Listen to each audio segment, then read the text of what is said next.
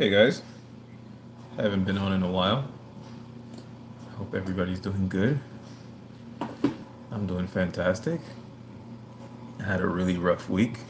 Really, really rough week. But I'm feeling better.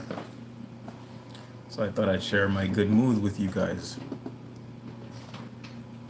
I didn't have anything to post um, lately. Sorry. I didn't have anything to post.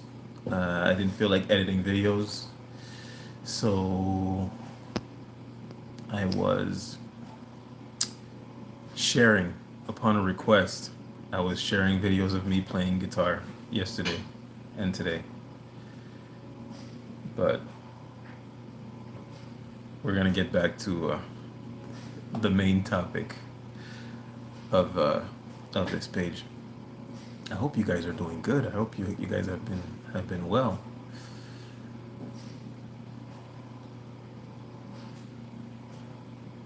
I woke up in a really good mood today. I also woke up very late, but in a really, really good mood.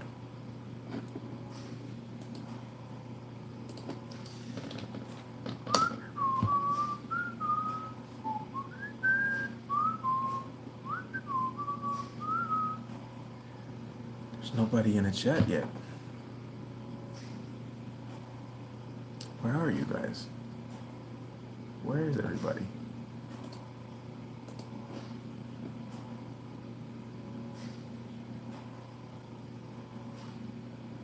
Hey, Golgo23.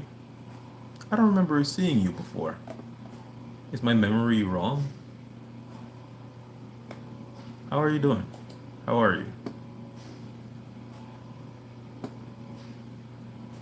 Vic Gallant. How's it going, man?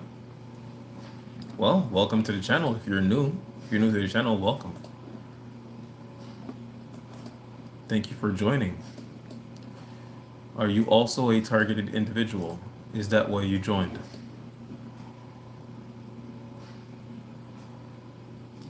I'm okay taking my power back from gang stalking. Yeah, hell yeah, man. I like that. I like to hear that. We we have to take our power back. We cannot allow them to make us join their team, to make us join their efforts in sabotaging ourselves. We must be on our team.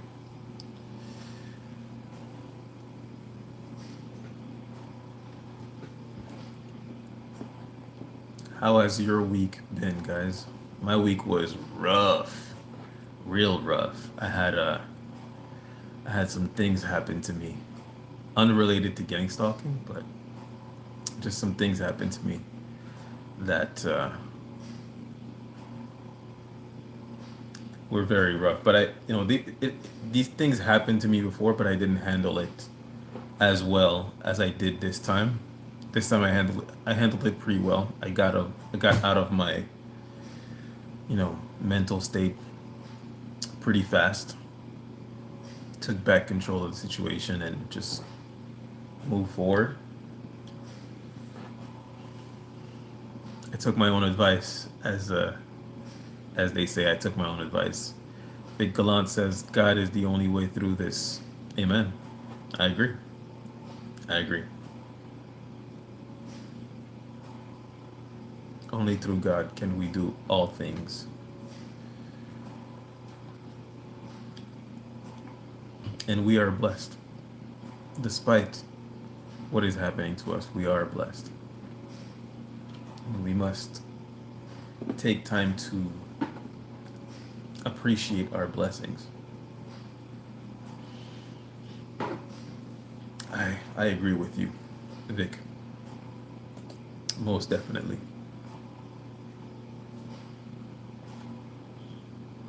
I actually wanted to talk about something today. For those who don't know, I'm a dog trainer. I train dogs. I wanted to talk about how I became a dog trainer because Had it not been for my gang stalking, I would not be a dog trainer. Now, I don't want you to view it as, gang stalking is a good thing. It's such a good thing that it allowed me to pursue my dreams. Because that's not what happened. That's not how it happened. Um, but it is true that if it had not been for my gang stalking and the damper that they put into my workplace, the workplace mobbing that followed me everywhere I went, if it hadn't been for that, I would not have decided to become self-employed, turning a negative into a positive. That's exactly what I did. That's exactly what I did. And I want to talk about that story because I want to have some kind of, record of that, because a lot of my friends don't know why I'm a dog trainer. They just know that I'm a dog trainer, but they don't know why I became a dog trainer. Now, I wanted to become a dog trainer before I was gang stalked, and I had studied to become a dog trainer a bit before I became gang stalked. Or was it at the same time it started? Maybe. Probably at the same time it started, because my gang stalking came from the dog world. What kind of dogs do you have? I have bulldogs. I have English bulldogs. There's a guy on YouTube that says the gang stalkers have only helped him. He has a plumbing company now. I mean, I wouldn't say that they've only helped me. I would say that I wouldn't be in the position I'm in. I would not be a dog trainer had it not been for the gang stalkers. But I also lost it. I also lost my, well, I also lost my training school. I mean, I could continue it if I wanted to, like do in-home services and things of that nature, if I wanted to, but I don't. And maybe one day I will. I mean, more than likely one day I will.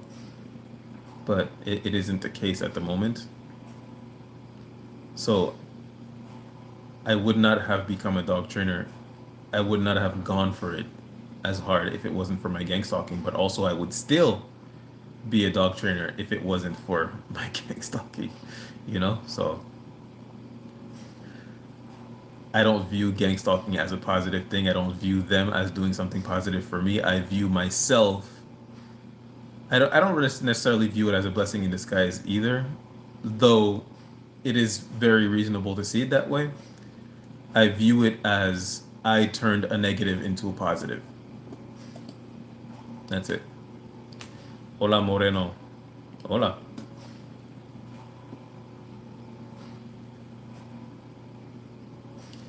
Um,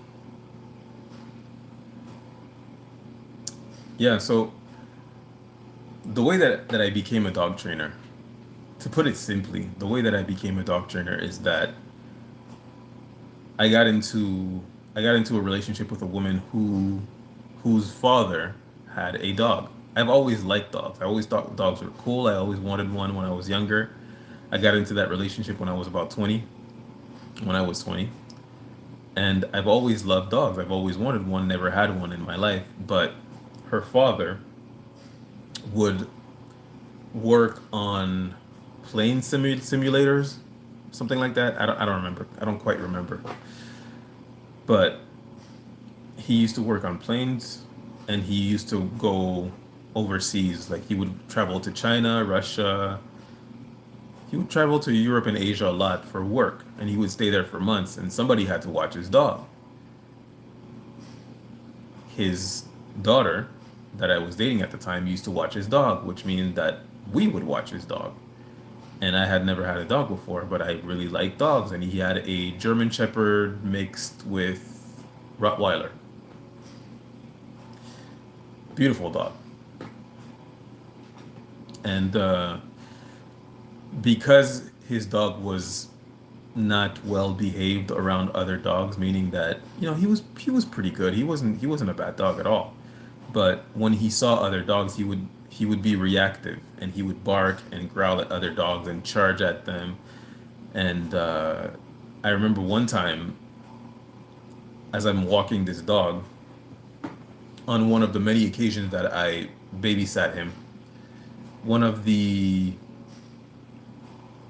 the person walking their dogs, or somebody who's walking in the neighborhood, saw me with this dog that was lunging at other dogs, and just showing aggression, and told me, hey, like, reel him in, like, do something about this. And I remember looking at them and telling them, like, this is not my dog. I'm way more afraid than you are of this dog, because I'm holding him on leash. He can't hurt you. I'm afraid of him, you know? Because I had never had a dog before. I had never seen a dog get aggressive, and this is not the type of, like, this is not the type of dog that you want for your first experience as a dog. A German Shepherd Rottweiler mix who is dog aggressive. And I didn't understand dog aggression. I didn't understand that dog aggression doesn't translate to human aggression. It's not the same thing. I didn't know that at the time. Now, of course, nowadays, being a dog trainer, I know, a dog that is aggressive towards other dogs is not a cause for worry most of the time, probably like 95% of the time. But at the time, I just thought, this dog is baring his teeth, growling, barking, and he's like 80 pounds. At the time, I was like, what, 120? I was scared. I was very afraid, very much so. So after a while, he comes back, takes his dog, everything is good. And then maybe a week later, he says, "Oh, I have to go again. Can you watch my dog?" And I'm like, "Bruh, this dog is a lot of work. He barks at people. He embarrasses me when I'm walking. I don't know." And I decided to go to train him, take some training classes. And when I took the training classes, I was really interested in that. I remember I was working at a call center at the time, and I thought, and all I could think to myself was looking at the trainer and thinking to myself, I'd like to do this rather than, working at a call center. That I hated that job. But I was like, I'd like to do what he's doing, giving the class. I'd like to do that. That looks like something I would have a fun time doing. Anyways, let me speed this up. So I trained the dog, fell in love with dog training, and then I decided to take some classes to become a dog trainer. I finished those classes. At the time, I decided to get a pit bull. I had two pit bulls. They were really heavily trained. I remember going to the dog park, and every time a dog fight would break out, because unbeknownst to people, when you go to the dog park, fights break out all the time. All the time. People bring their dogs toys, their dogs food, and dogs fight over food and toys and resources, right? And sorry about that. And basically, I remember every time that my dog was about to get into a fight, like running towards the fight, I would just call my dog. Her name was Secret. Beautiful brindle pit bull, tiny American bully. Um, and every time she would run towards the fight, I would just say Secret, and she would like pump the brakes as she's running towards the fight. Pump the brakes, look at me, and I would say, "Come here." And then she would walk towards me, and everybody in the dog park, instead of like watching their dogs and going to get their dogs, would turn to me and be like, "How did you do that?" Right? And I was like, "Oh, I'm a dog trainer. I trained this dog pretty heavily." And they were just amazed.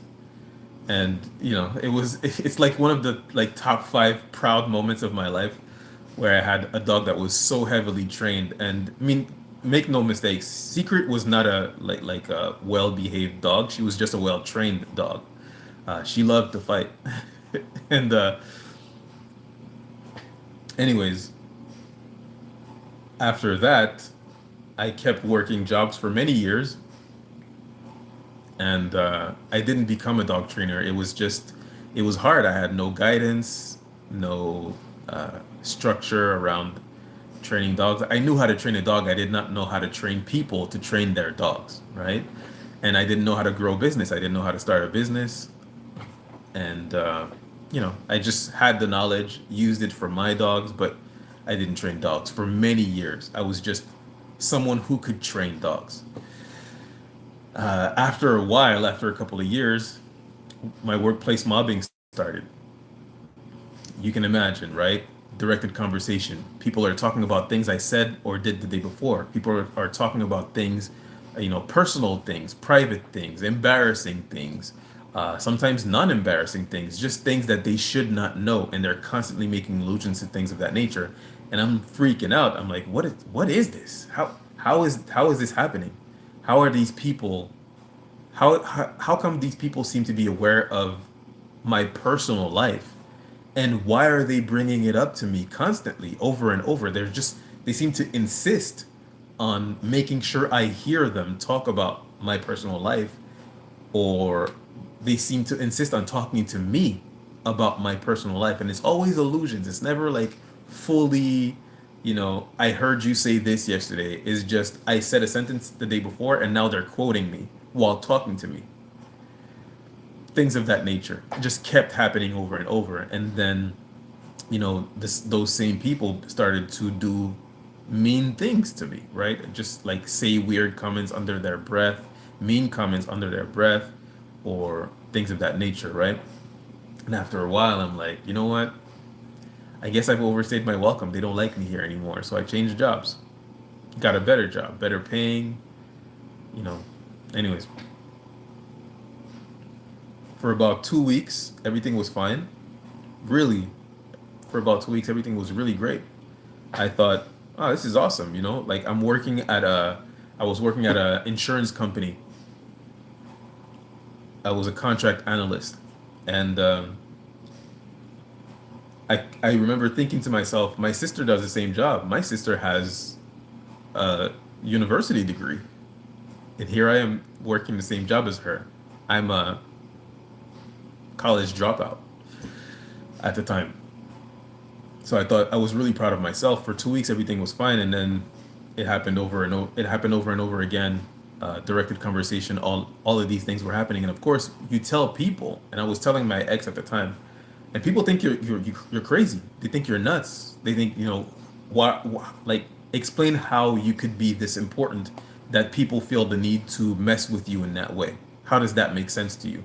And I'm like, it doesn't, but it is happening. I can't explain why it's happening. I don't know, And yeah, they weirdly mock whatever you did the day before, but it's always done smoothly. Yeah. So it just kept happening, and then at a certain point, something really big happened. Someone stole something from my locker, and at that point, I just decided, I can't go back because I'm gonna do something to these people. I'm going to end up in jail because of what this person stole from my locker. And I was just like, nah. And it wasn't something valuable. It was just something that, personal. And I was just like, nah, I can't go back because I know for a fact I'm going to do something crazy. I'm gonna wall out. Like I'm like at the end of my role here. I'm at the end of my patience. I've taken 6 months of this. Yeah, I worked 6 months at that place. I had worked 3 years at the other, but the gang stalking only started for like the last year or so.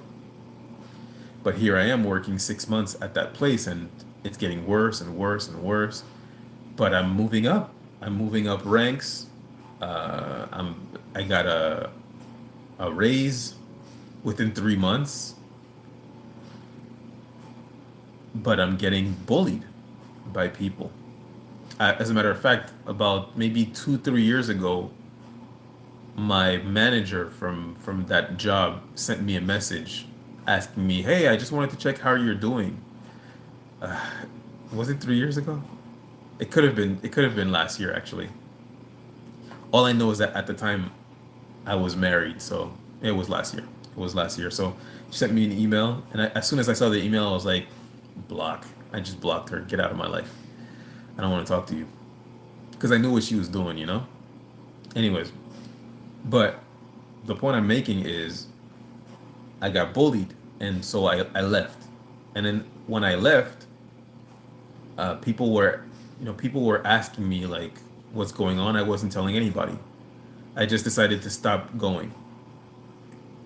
So after a few days, HR calls me on the phone and asks me, "Hey, what's going on? You left. You didn't tell anyone. Um, is there an issue?" Which I thought was strange because in my mind I'm like, if someone decides to not come to a job anymore, usually their boss will contact them, not HR. But HR is calling me, so I told them. I told them everything. I told them everything that was going on. I told them everything that had happened, and they said we'll look into it. We'll investigate. And at the time,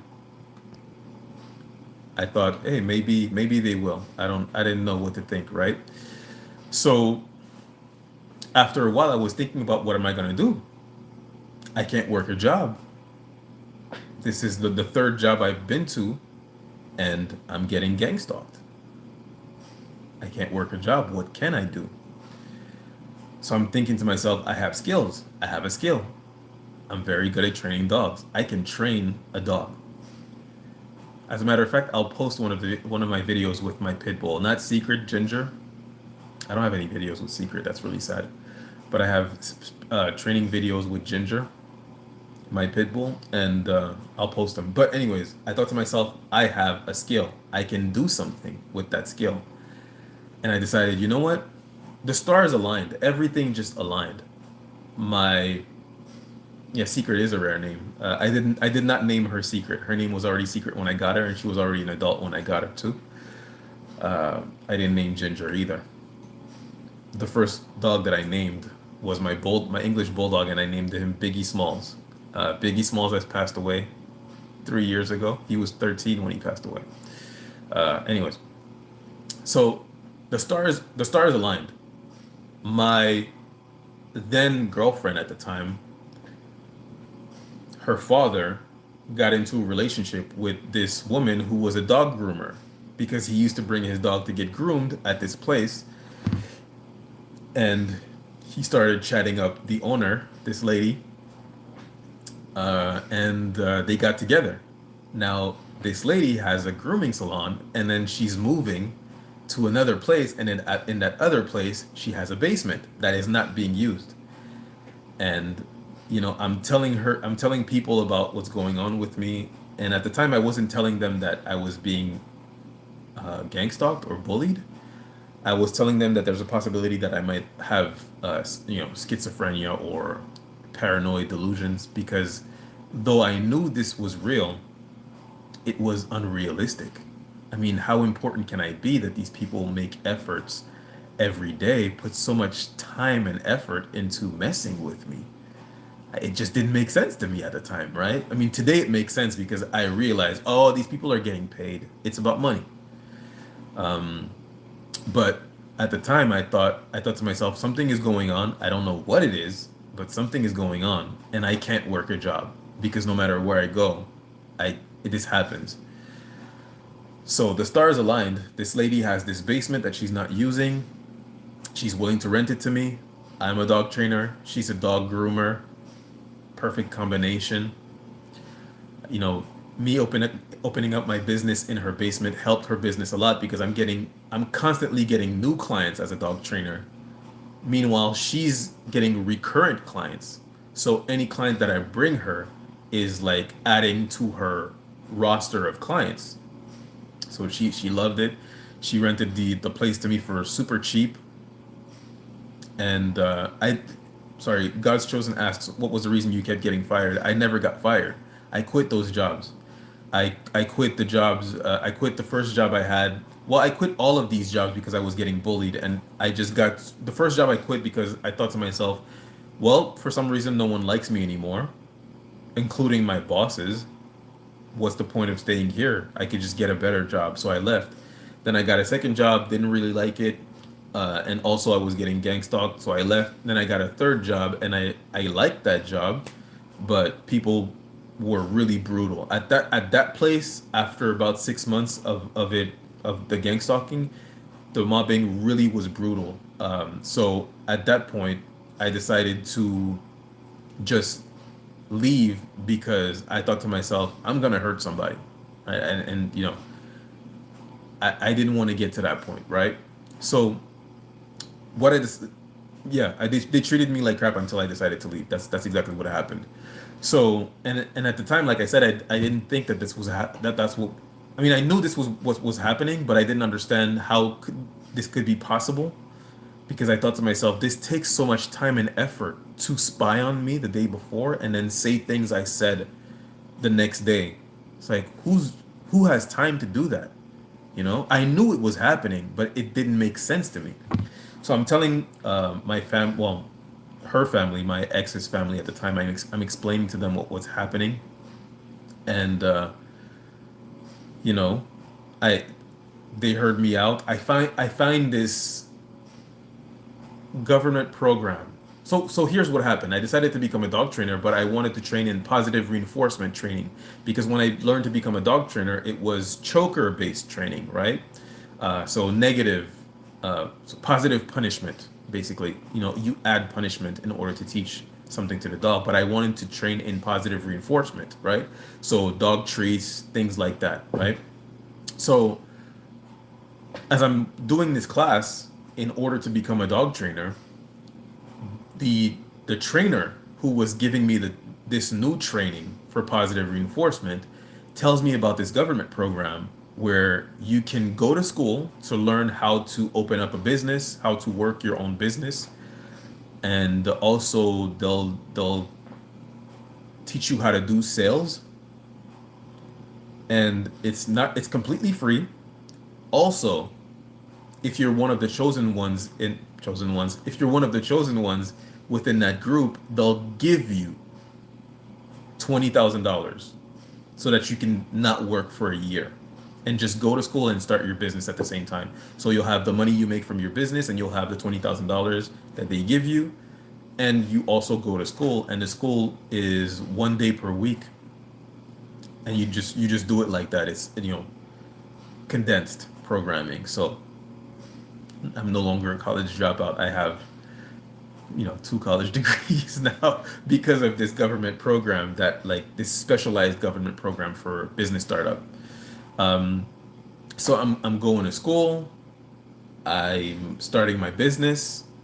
I'm working on this room, making this classroom into a training school in the basement of a grooming salon. Perfect spot. I mean, the stars just aligned. Everything just aligned at the same time. And the reason why I became a dog trainer is because I was sort of out of options at the time, and I decided, you know what? I'm just gonna go for it. I'm gonna go for it. All these people that I wouldn't contact, all these people that I wouldn't ask for help usually, I'm gonna ask them for help because it's sort of life or death here, right? And so I asked a bunch of people for help. I went to a bunch of veterinarians to give out my pamphlets. I have to give credit where credit is due. My ex, who by all means, she's a narcissist. She helped me a lot with the whole organization of my business. Now, she didn't train dogs with me. She didn't go to these vets and talk to them. Like, she didn't do anything, besides giving me ideas for, my pamphlets, my business cards, things of that nature. But she was there for that, and I have to give her credit for that. So I decided to go to 60 different veterinarians and groomers. I contacted at least 300 breeders just to tell them I'm offering the first class is free for anybody. Bring your dog. We'll do the first class. If you want to continue, we'll continue. And because of that, I started my first month was September 2000, way back. And 2000 something, way back. And My first month I made, I want to say maybe $600 or $800 actually. My second month I made $600, but remember, I was getting paid.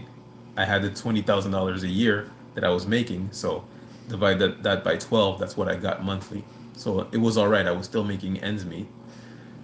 And on my third month, I made 2,000 bucks.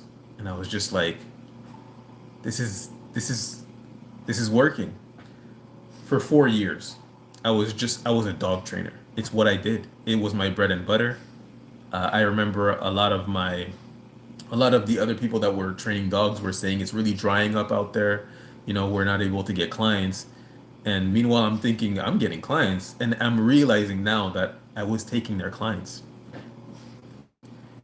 because my prices were much lower than everybody else because I was just starting out and I wasn't very confident. Now, you're hearing me speak and you're hearing me speak very eloquently and with much confidence. This was not who I was. I would talk like this, twiddle my thumbs and not look people in the eyes. And even the lady that rented me my her basement to do dog training, at the end she told me like you really changed. You used to be very shy, very what's the word, introverted, and now you speak very very well with clients, and you're very professional. So I became a dog trainer because all the stars aligned, and I was basically quitting every job that I got because this workplace bullying kept following me. I didn't understand what was going on, but I knew something was happening. And of course, you tell that story, run and tell that story to anybody. Not just now. Consider this what this happened like, over 10 years ago. Everybody's looking at you like, what? What are you talking about, man? Have you lost it? Um, well, to give you an idea, I'm 39 now. I stopped when I was 33, which means that I started when I was 28, maybe. So this was 11 years ago. Tell people about gang stalking 11 years ago. And especially if you don't even have a word for it. Gang stalking is not a word that I knew until last year.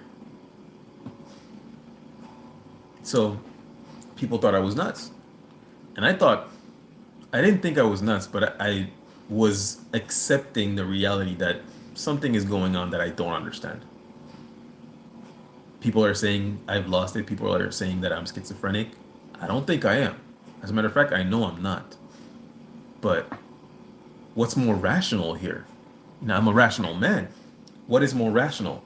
There is a plot of people joining in together, organizing to destroy my life, or I'm paranoid schizophrenic. One of these things is more believable and more logical, more rational than the other. So I had to go with the rational option. Though I knew it was wrong, I knew it didn't make sense. I had to go with that option because who am I? Who am I to have people spend so much time, money, effort, manpower to create a conspiracy around me? Little old me, nobody asked me, right? That didn't make sense. Of course, as I said, lo and behold, come to find out, these people are getting paid. That's why they're doing it. That's what pushes them to do all of these things. And a lot of these people don't even understand what they're participating in. There isn't a handler in the back that is organizing all of these things to happen. But a lot of the people who are participating in this, they only see the part that they participate in, nothing else. They don't see how long it's been happening to you. They don't see how, all of the other things that have been done to you. All they see is, I am simply adding a straw on the camel's back. And there's nothing wrong with adding a straw on the camel's back. A camel can handle a load. It's fine. I'm just adding my little straw. But over the years, you add straw after straw after straw, and eventually, one of the straws is enough to break the camel's back. And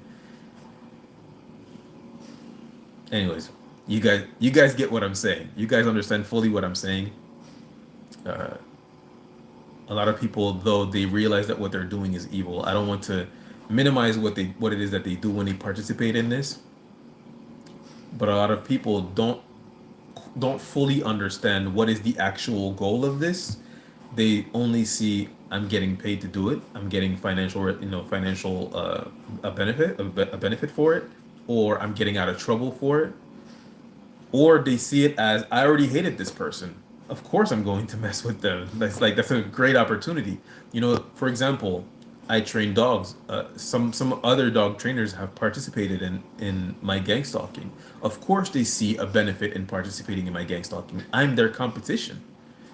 Me being Me operating as a dog trainer takes clients away from them.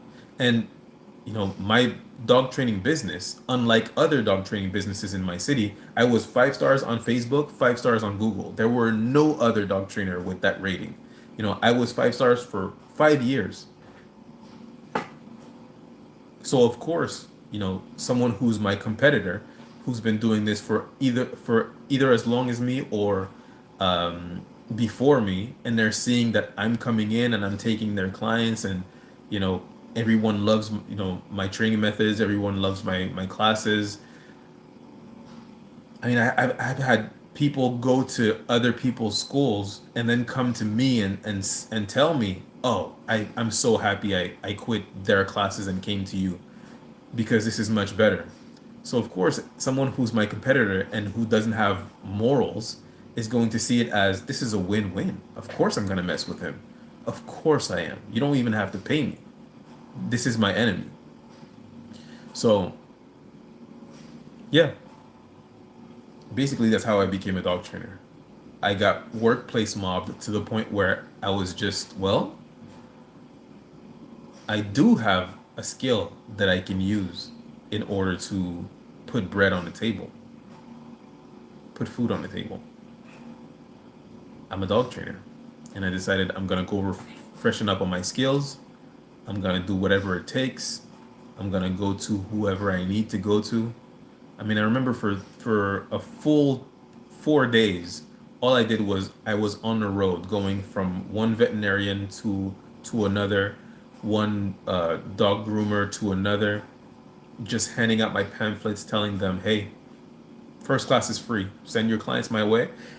Uh, you know, I don't charge for the first class, and you'll be able to have a client that will come to you and will be well behaved. Whether you're a vet or a groomer, it's a win for you, it's a win for me, it's a win for them. Out of these 60 people that I went to, two of them said yes. A lot of people said no. We already have someone, or we don't do references. Some of them said, we'll think about it, and never contacted me, never referred me any clients. But two of them said yes. Out of 60, two of them said yes. That two turned into seven real quick because they talk amongst each other, right? And when they realized, oh, like for example, you take your dog to my training classes, and then you take that dog to your vet, and your vet says, wow, your dog is so well behaved, and then you say, oh yeah, I went to this training school, and they go, really? What school? And they tell you, and then they go, oh yeah, this guy came to visit me. And you can imagine, right? Not a lot of black dog trainers in my town. I mean, actually, there's another one now. There's probably more. I don't know. But there was one other dog trainer who's black and also from the same country that I'm from. But you mention me, and people, and of course you're gonna mention, oh, it's this black gentleman that I went to, and they go, oh yeah, I had a black gentleman come to my office a few months ago. Maybe I'll start referencing him, referring him. Sorry. So two turn into seven, and if you have seven veterinarians that are constantly seeing new clients, sending puppies your way, sending problem dogs your way, eventually you just have like a rolling clientele to the point where I wasn't able to. I couldn't. There was not enough hours for me to take every single client. I had to start referring people who would call me and tell them, go, there's this other trainer, go to that trainer. I mean, it was to that point. And of course, at the end, what happened was during COVID, the gang stalking ramped up. They got to my landlord, who was the wife of my girlfriend at the time, her father, my my father-in-law's wife, I guess. My ex-girlfriend's stepmom, my girlfriend at the time's stepmom. Confusing. She was renting me the room.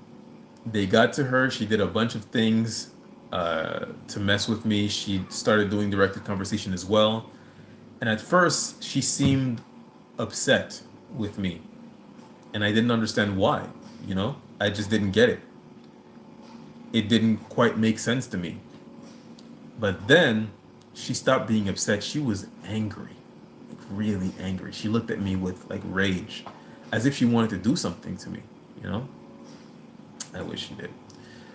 And you have to understand that this is a person that I spent many Christmases with. This is a person that I would see every day. This is a person we had a great relationship. And the person that you're seeing here is no different than the person that I am on a day-to-day basis. I am happy to help people. I'm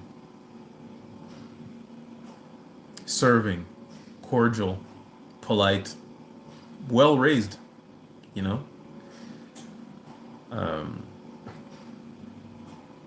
But she was becoming mean towards me, and then she started doing directed conversation, and I thought to myself, oh man, this is happening again. And of course, shortly after, when during the COVID shutdown, she just gave me a call and said, look, I'm going a different way. I'm no longer renting you the room. And that's it. That's the last time we spoke. That's the last time we ever spoke. Probably it'll be the last time we ever speak, because if I did see her, I don't think I would talk to her. And you have to understand, this is a person I gave 2 dogs to. A lot of the people who, sort of stabbed me in the back, actually, I'm realizing I gave them dogs. A lot of people I gave dogs to have not stabbed me in the back as well. But a lot of the people who did stab me in the back, I'm realizing these are people I gave dogs to. But I gave her 2 dogs. I gave her free training classes. I sent all my clients her way. I went to her and told her, hey, whenever I have puppies, maybe, an idea for you would be to give the first grooming for free. And then you make a client forever. And she thought, that's a great idea. I'm going to do that. Right. And she grew her business that way, and I was happy to do it. It cost me nothing. If anything, people were psyched about the idea of getting not only a free class, but a free grooming session.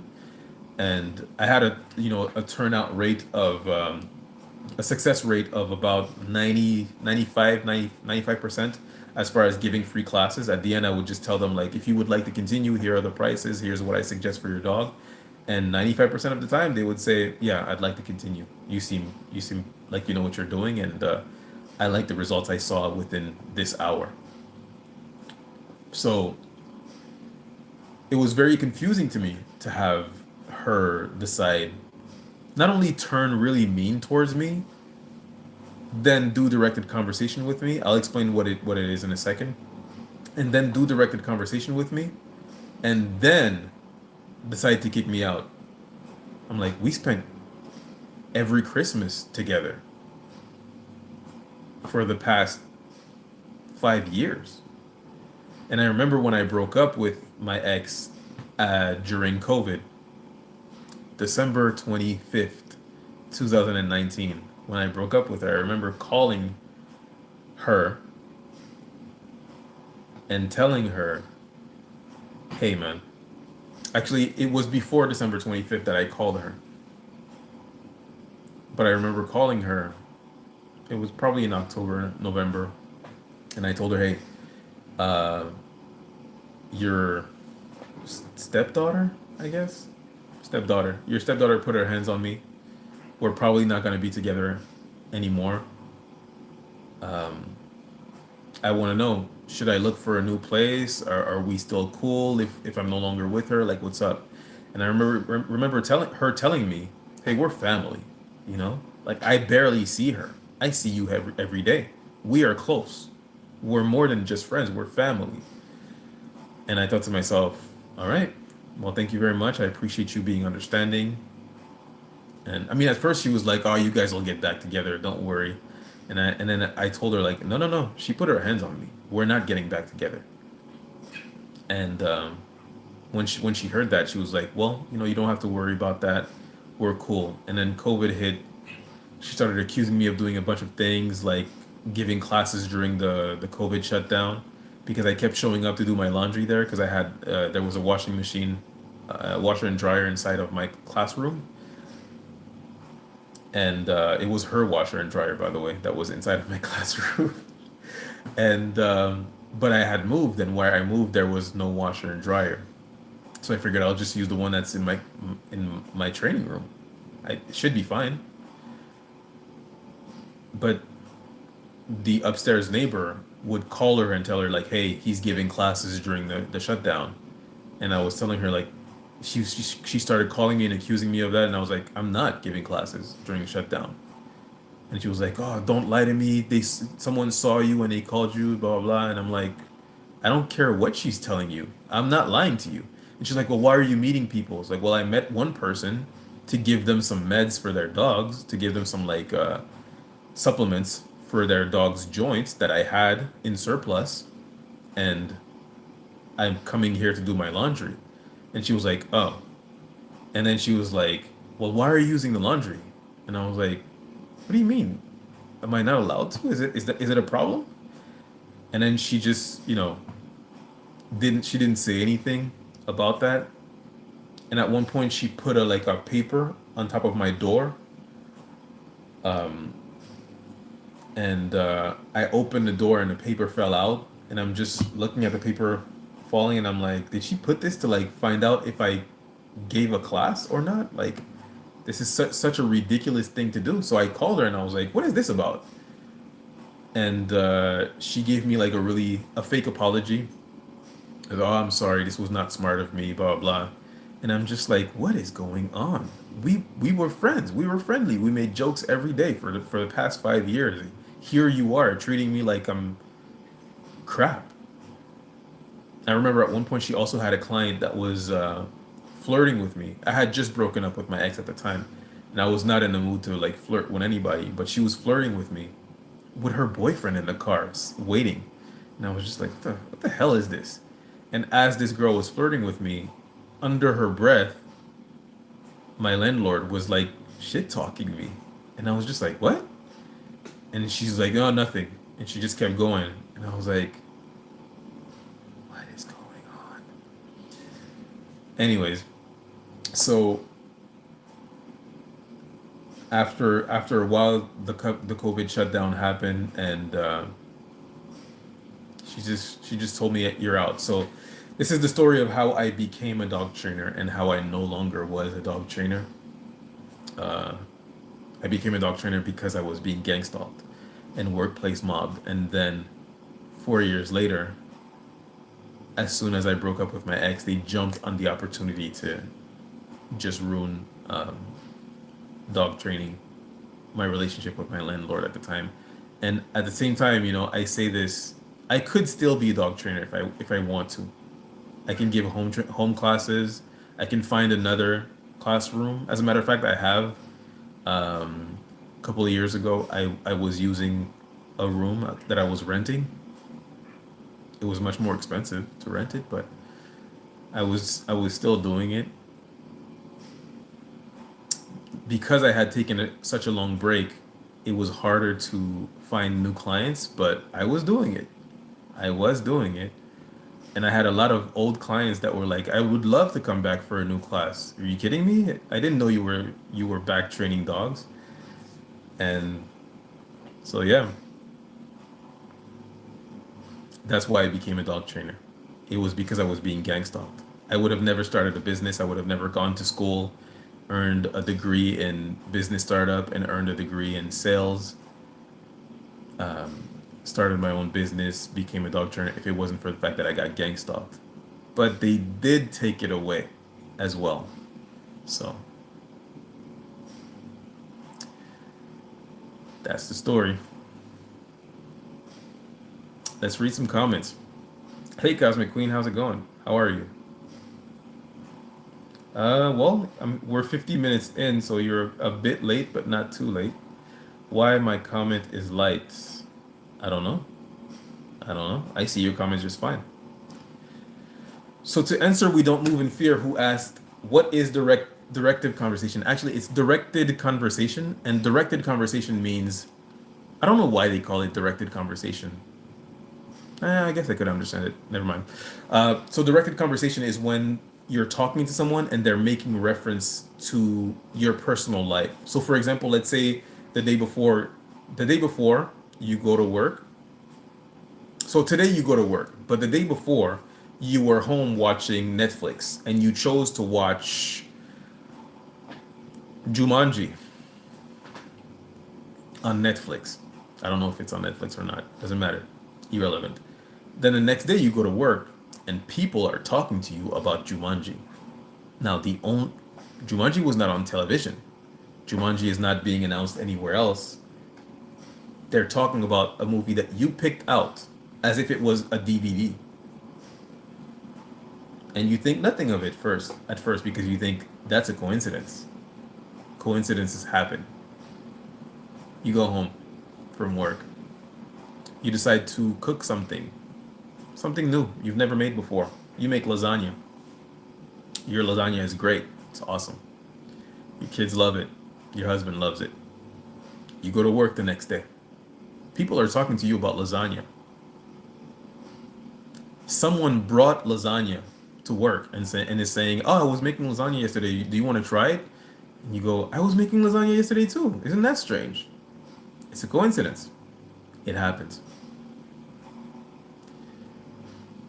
You go home. You decide to read a book. You're reading Harry Potter and the Order of the Phoenix. You go to work the next day. People are talking to you about Harry Potter. Weird. Third coincidence, you go home. You have a conversation with your mother. Your mother tells you to go get coconut oil for some reason. You make it up. My imagination is tired. The next day you go to work and people are talking to you about coconut oil, or they're walking by you and they're saying, "Make sure you get the coconut oil," and you go, "What?" And they go, "Nothing," and they keep walking. Directed conversation. Basically, the goal of directed conversation is to let you know you're being spied on. I'm a part of the people spying on you, and there's nothing you can do about it. Who are you going to tell? Who's going to believe you? That's the point of directed conversation. It's to freak you out. It's to make you react, to get you to overreact, really.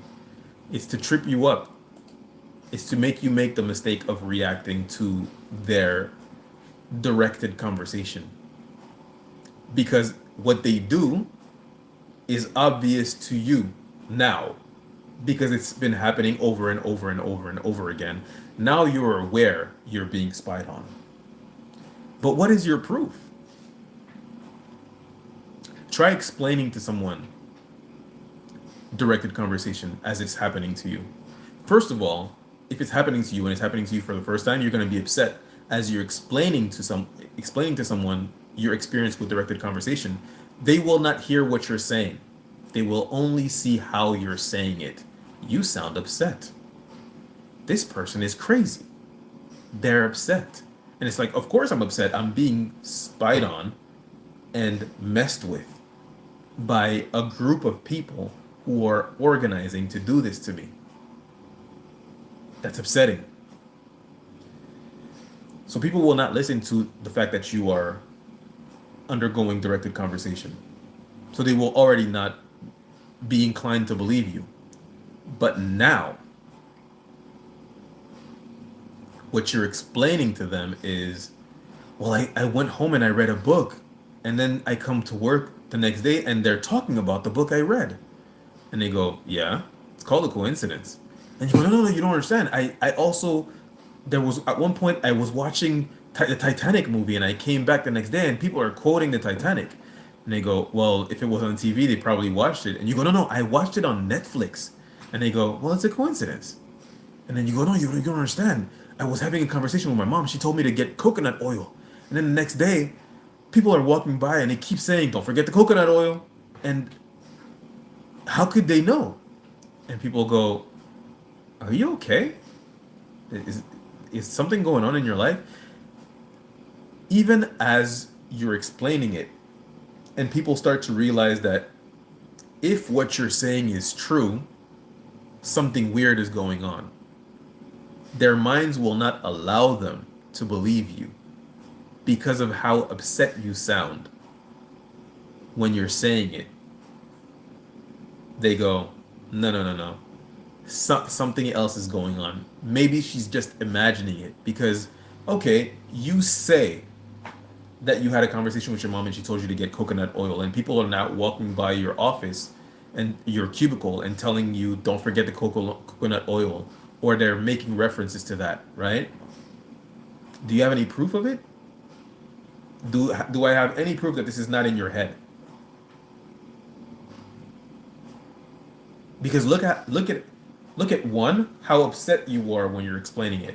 But even if you weren't upset, even if you were completely calm, the same way, my bad, the same way that I'm completely calm when I talk about gang stalking, even if you were completely calm when you were saying it, what you're talking about is not believable. So my rationale has to make up some kind of rational story to explain what you're saying. And the most logical, rational thing my mind can come up with when you tell me your irrational story is it's in your head. You're paranoid schizophrenic. You're going through psychosis. Because in no world are you important enough for people to spy on you, conspire against you, and then make all of these efforts to not hurt you, not to take anything from you, but just to mess with you. That doesn't make sense. That's completely senseless. And it's the same thing with being followed, right? You go to the store, somebody's following you. You go to another one, somebody's following you. You know, you call an Uber, your Uber shows up. The guy that was following you shows up to pick you up. It's the same thing with people who talk about people are color coordinating to follow me. Today, only people with fluorescent green shirts were following me. People go, what? What are you talking about, man? How important do you think you are exactly? That people are. I mean, you can barely get people to work together to do anything. You think that people are going out of their ways to organize and orchestrate in order to make you feel like you're going crazy? Get real, man. Get real. That's how people think. That's what people think when they listen to you tell your story. It doesn't make sense. Which is why I think it is so important for people who are going through this to speak up, to tell their stories. Because, yes, I can be delusional. I could possibly suffer from schizophrenia. I don't, and I'm not delusional. I'm not going through psychosis. But these are possibilities, much more logical and rational than I'm being gang stalked by the government. You understand what I'm saying? But if all of us start to speak up and tell our stories, what happens now is people go, well, they can't all be crazy. They can't all be saying, telling the same story. That doesn't make sense. You know what I mean? So that's why I think it's so important for people to speak up and share their stories and, you know, do it in a way that do it in a way that is, what's the word I'm looking for? Digestible. Do it in a way that's digestible. Because, like I said, just because you tell your story in a calm manner doesn't mean that you will be believed, but at least it's one less reason why people will fall onto, oh, you're just losing it. You're just imagining things. I mean, I'm not saying that people will believe you. Look at it this way, right? I mean, people listen to me and they go, "Wow, you explain it so well. Like it's unbelievable how well you explain things and how eloquent with your words you are as you explain this crazy story," right? Not a single member of my family believes me. I have a big family. Big family. Not one. I have well over 200 cousins. Well over. Well over.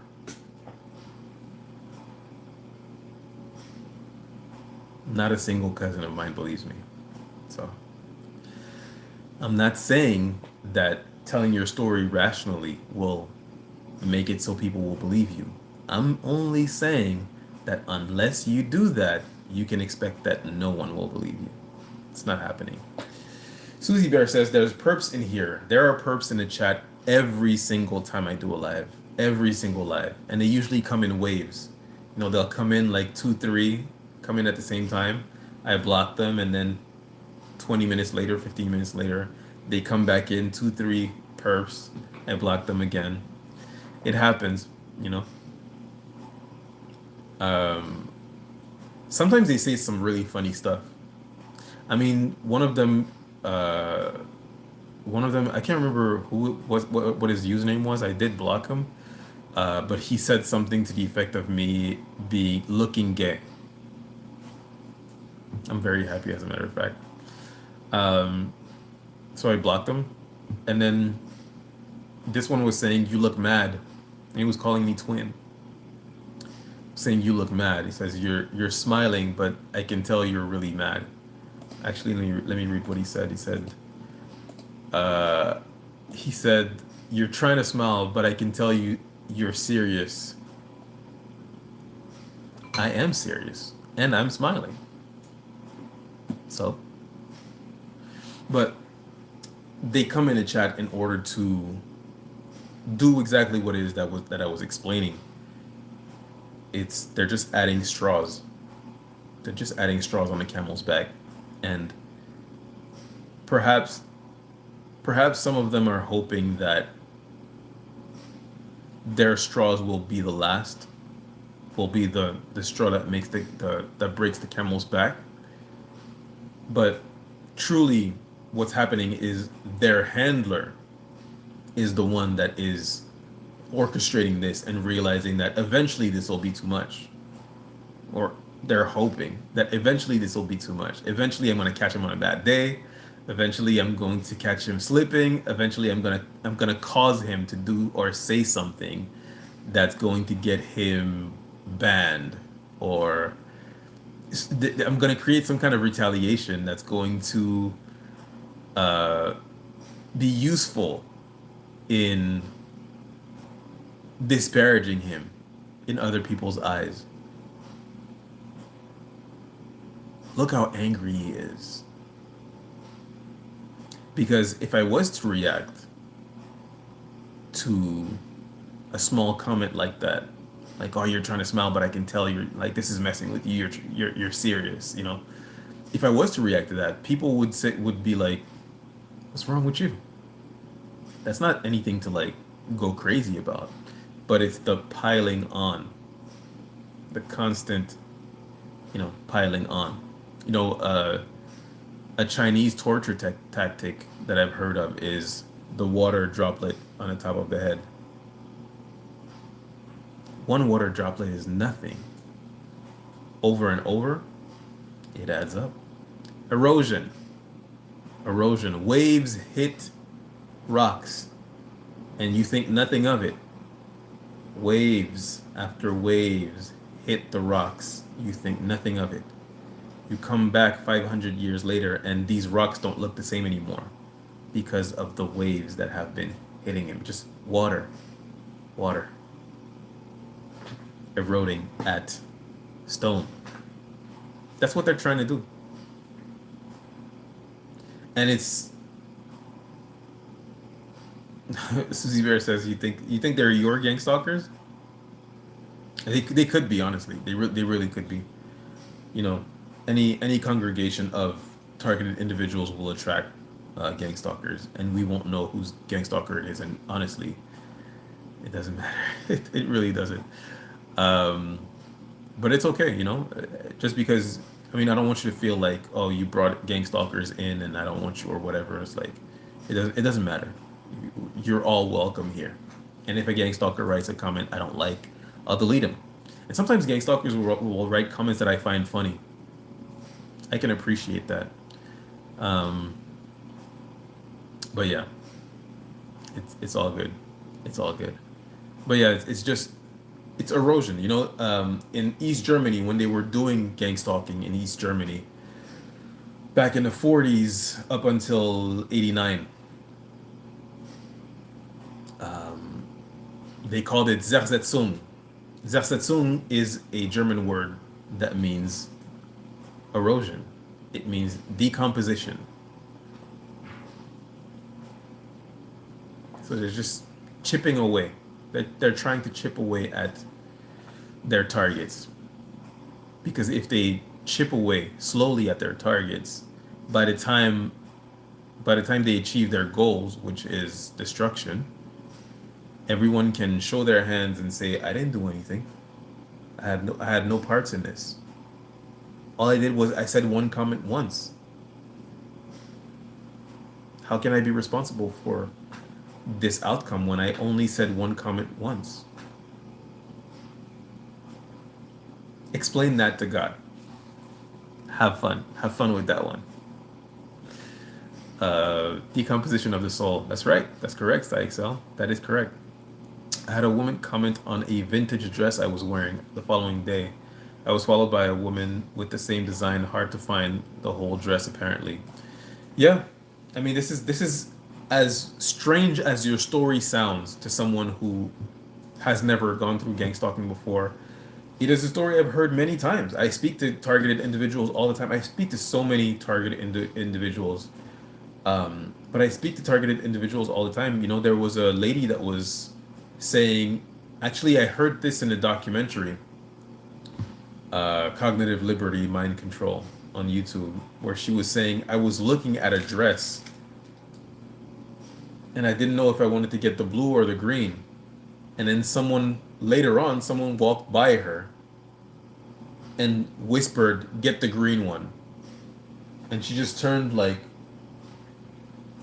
how do you know I was, looking at a dress and I was thinking about getting the blue or the green one? But they spy on you, and then they do things to freak you out, like talk about things you did while you were all alone and you thought you were not being spied on.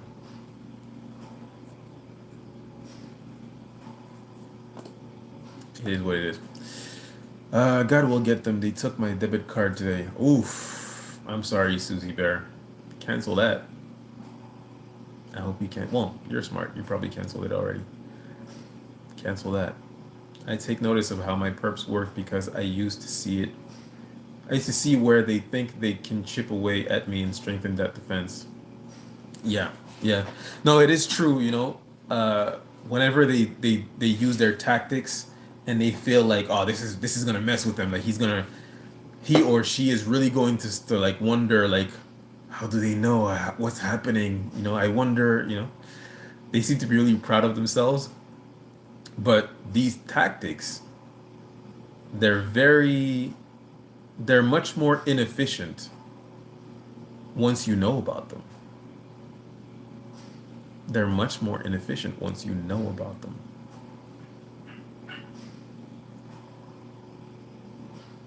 Because, and here's why. And for me, personally, here's why these tactics are inefficient, because I know about them.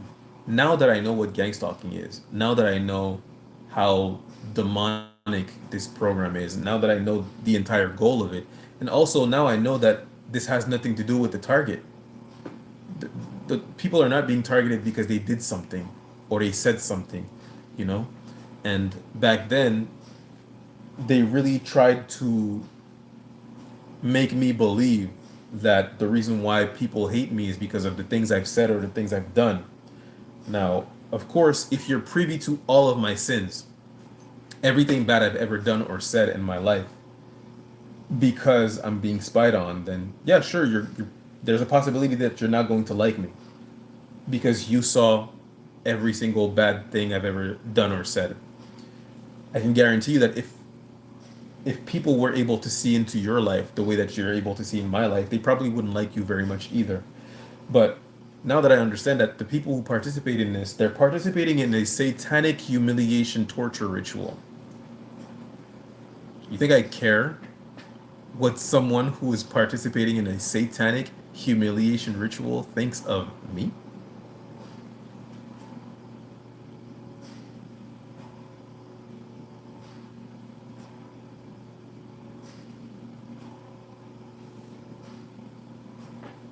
What more can I say? So that's the reason why these tactics are no longer effective or as effective on me, is because these tactics used to be effective because I cared what people think. Because of course, if I think you're a great person and we used to be friends, and or you're my family member and I have a lot of love for you, and then all of a sudden you hate me, I'm thinking, why? What happened? But once I find out that you're participating in a satanic humiliation torture ritual, sorry, my opinion of you changes. And because my opinion of you changes, your opinion of me is now irrelevant. If Jesus comes to me and says, this sin that you've committed is unacceptable to me, you must repent for this sin, I would feel horrible. And I would repent quickly for this sin. And I would ask for forgiveness. If the devil comes to me and says anything, I'm gonna be like, man, shut. You understand what I'm saying? I think I'm clear. I think we're clear here. You know, I don't care what the devil thinks of me. I don't care what demons think of me. You're beneath me. You are participating in a satanic ritual.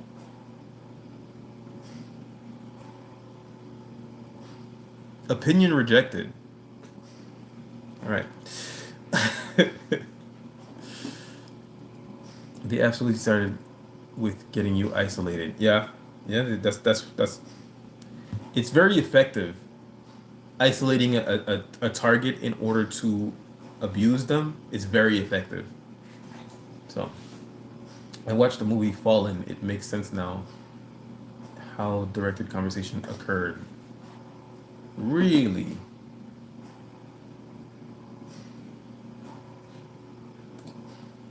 Fallen. I'm sorry. Give me just a second. Have you guys seen? Oh, Denzel.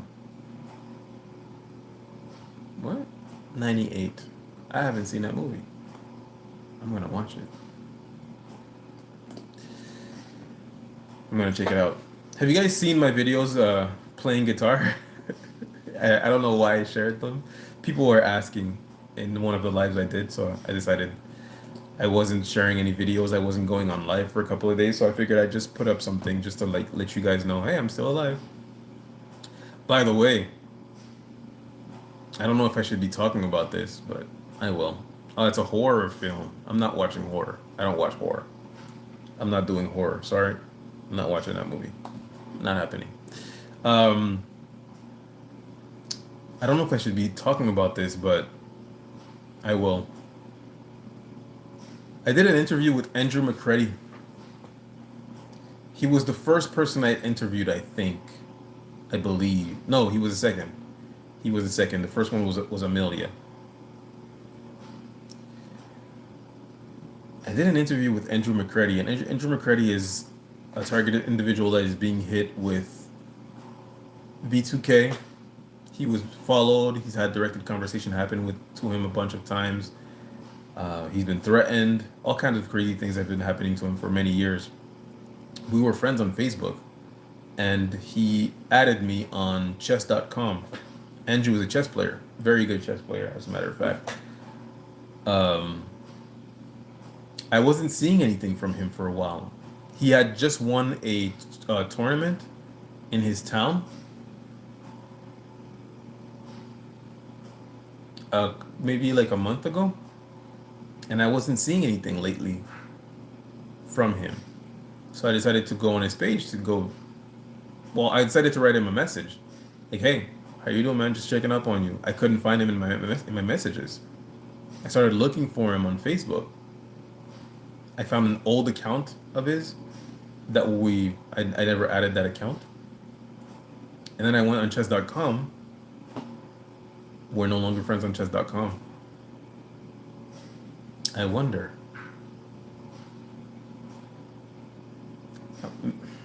I wonder if I said something to piss him off. Or I wonder if something happened to him. I sometimes get political on my Facebook.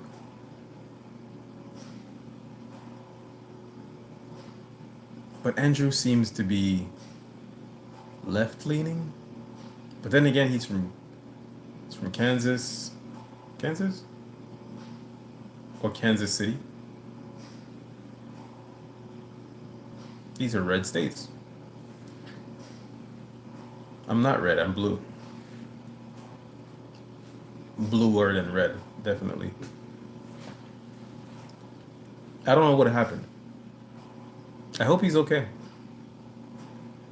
I check regularly on people I do interviews with. I talk to them pretty regularly. Especially if like they don't post stuff online anymore, or if they don't post very much online. I mean, there are certain people that I don't necessarily keep in contact with just because they post so much and so often that it's just like, oh, I see what they're doing, you know. Like I'll support them and just like their posts and stuff like that. But Andrew is one of the person that I was actually having like, conversations with, and he kept asking to do another interview, and I was like, yeah, man, just tell me when. I'm super down. He's gone. He's disappeared. I can't contact him anymore. I hope he's doing well. Will hit me an imaginary shower agreement replay later, and I'm like, sob. My narc ex did such a number on me that I gaslight myself with directed conversation every time. I just go, surely this is universal consciousness everyone is doing and talking about this one obscure thing. I mean, I can relate to like having imaginary conversation with people who have done me wrong in a shower. That happens sometimes. When I get out, I just let go of it. I'm like, whatever. I realized to myself, of course, I realized this conversation would have, though it played out really well in my mind, it would have been completely useless in real life. Arguing with a narcissist is like playing chess with a pigeon. They don't know what they're doing, they'll just shit all over the board and then walk off as if they won. That's the saying.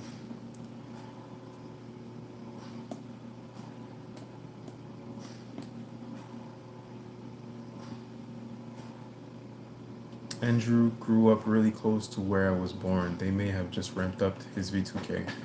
Possibly, eh? Possibly. I really hope he's all right. I really hope he's all right. Susie Bear, who are you accusing of being a gang stalker? I love when they use directed speech, speaking on morals and decency and how I should live my life. You're a gang stalker. Take a seat. Yeah, that's true. That is true. There's a lot of gang stalkers in my vicinity who try to shame me for how I live my life or how I make a living, and I'm just like, but you're a gang stalker. Who are you giving moral lessons to? Mag 8? Sorry. Let's see if I can find that person.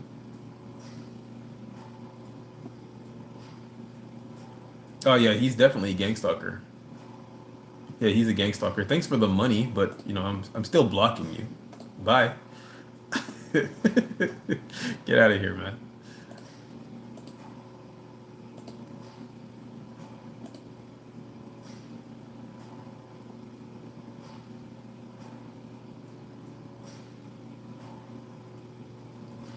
Uh, the gang stalker awareness becomes general knowledge. We'd all be vindicated. Yeah, I hope so too. That Mag 8 guy, the truth is he might not be a gang stalker. That's really the truth. That's the truth. That's the truth of it. He might not be a gang stalker, but he is annoying me. So he's gone. And it's not a big deal. Go find another page where someone is doing what I do. There are plenty of other people that are doing what I do. As a person who's gone through narcissistic abuse and gang stalking, you learn the importance of boundaries, right? I don't have to be in contact with anyone that I find annoying or that I feel disrespect toward, like coming towards, right? Um, so yeah, I what I've learned through being gang stalked is that I love myself enough to allow myself to be wrong. I could be wrong, but it doesn't matter. It's all right. I'm allowed to be wrong. It's okay. But I don't think I'm wrong. I think he's a gang stalker, so he's gone forever. Hopefully, until he makes another account, right? Which is, by the way, which is what they do. Like I said, they come in waves. They come in waves, these gang stalkers, and they make these little comments. Uh, call me Unc, call me Kevin Samuels, call me gay. They say I look like Diddy, things of that nature, right? And he came in, and I don't remember exactly what he did. Actually, yeah, he said, I can tell you're annoyed. Like I can tell, you're smiling, but I can tell you're serious. Things, something like that, right? And I was just like, get out of here. And now he made he comes back with another account, and maybe it's not even him. That's like the craziest thing about it is that maybe it's not even him. Maybe it's just someone who saw me react to that comment and he said, I'm gonna pretend like I'm this guy. Doesn't matter. You're gone, buddy. At least more normal channels seem to pick up in gang stalking. It is getting out there. I saw, what's her name? Candace Owens talk about gang stalking, and she's definitely being gang stalked. Definitely.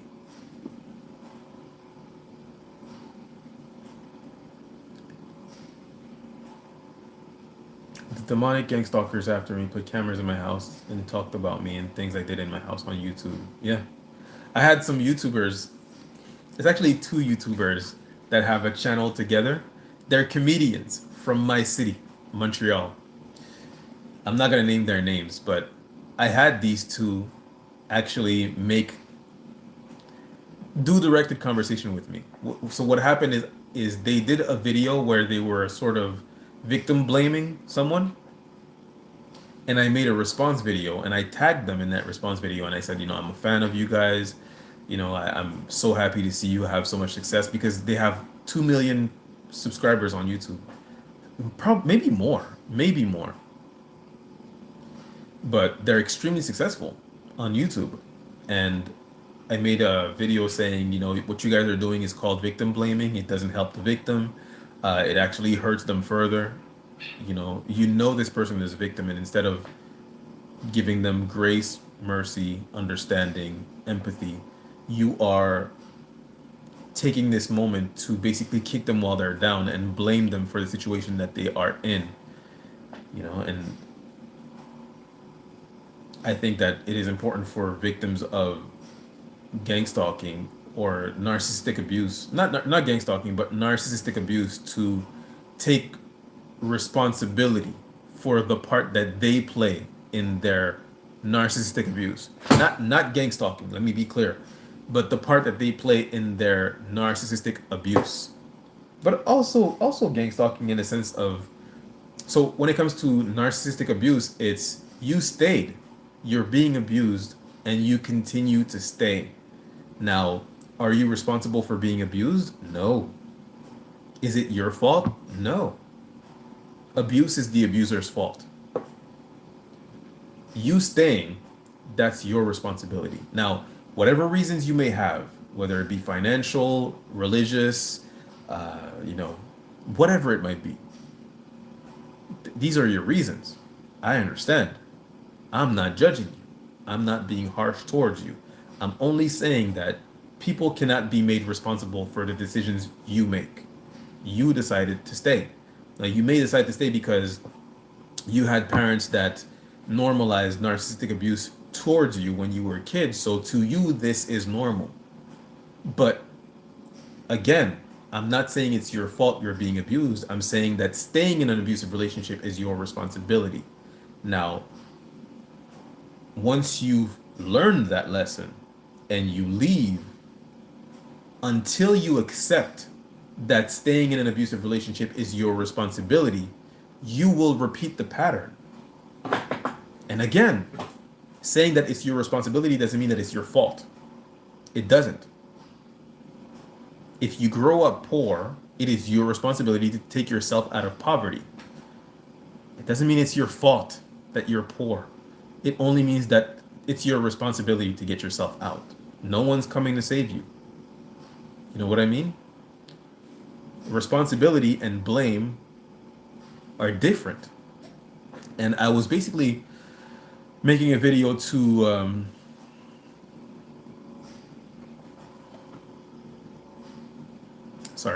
I was basically making a video to explain that what they did was, everyone's having a laugh, making fun of this guy who was taken advantage of, clearly, by an older woman. And here they are making fun of him and blaming him, saying it's his fault. You should have known. I'm like, he's a young guy, And abuse is never the victim's fault.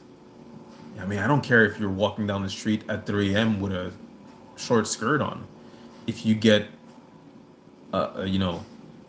accosted in a manner that you don't like, that is not your fault. Abuse is the abuser's fault. Now, are you responsible for your decisions? Yes. That doesn't justify what has happened to you. That's the point I was making. And they responded with a bunch of directed conversations. They talked about a bunch of, they made references to a bunch, at least 5 different things about my personal life in their response. And they were like, I'm going to double down. It is his fault. What are you going to do? And they didn't tag me and they didn't name my name, but I was a fan of them at the time. And as I'm watching the video, I'm realizing, oh, they're talking about me. So I just unsubscribed to their page and I don't watch them anymore. And that's it. That's all that happened. But at the time, I didn't know I was being gang stalked. I thought, that's very strange. You guys have 2 million subscribers and this is what you decide to do? Like, make a video dog whistling at me? I had like 2,000 subscribers at the time, maybe. So I thought it was very strange. But then you look at their content and you realize that they're bottom feeders. It's sort of what they do. They stomp on people when they're down, and they seem to enjoy it. And one of them was in the Canadian Army. So hopefully you guys don't know who I'm talking about. You probably don't. Doesn't matter. Uh, Stephanie shared a doctor's take on gang stalking about a month ago that was so validating. Yeah, I saw that. It's Dr. Jess Taylor, I think. Yeah, Dr. Jess Taylor, a British author and doctor and feminist, and I think that's it. But she shared on her Instagram, and she keeps sharing videos about stalking and how it's become this new thing. She actually wrote a book called Click Stalk Destroy, Dr. Jessica Taylor. And she talks about gang stalking, and she doesn't use the word gang stalking, but she's talking about a new breed, a new strain of gang stalking where someone can actually destroy another person's life from the comfort of their home, sitting on their couches. They're just orchestrating people to destroy other people's life. And she's very obviously talking about gang stalking. And I think she speaks very well about it.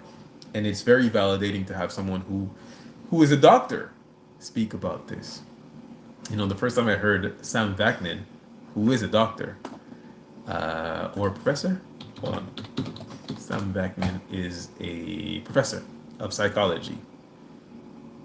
The first time I heard Sam Vaknin talk about gang stalking, and he was saying, gang stalking is real. It's happening to me. And he's also a narcissist. He suffers from narcissistic personality disorder. But the first time I heard him talk about it, it felt very validating.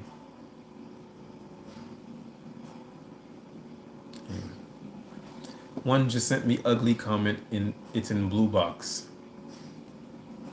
Really? It's probably the person I banned. Is it Mag 8?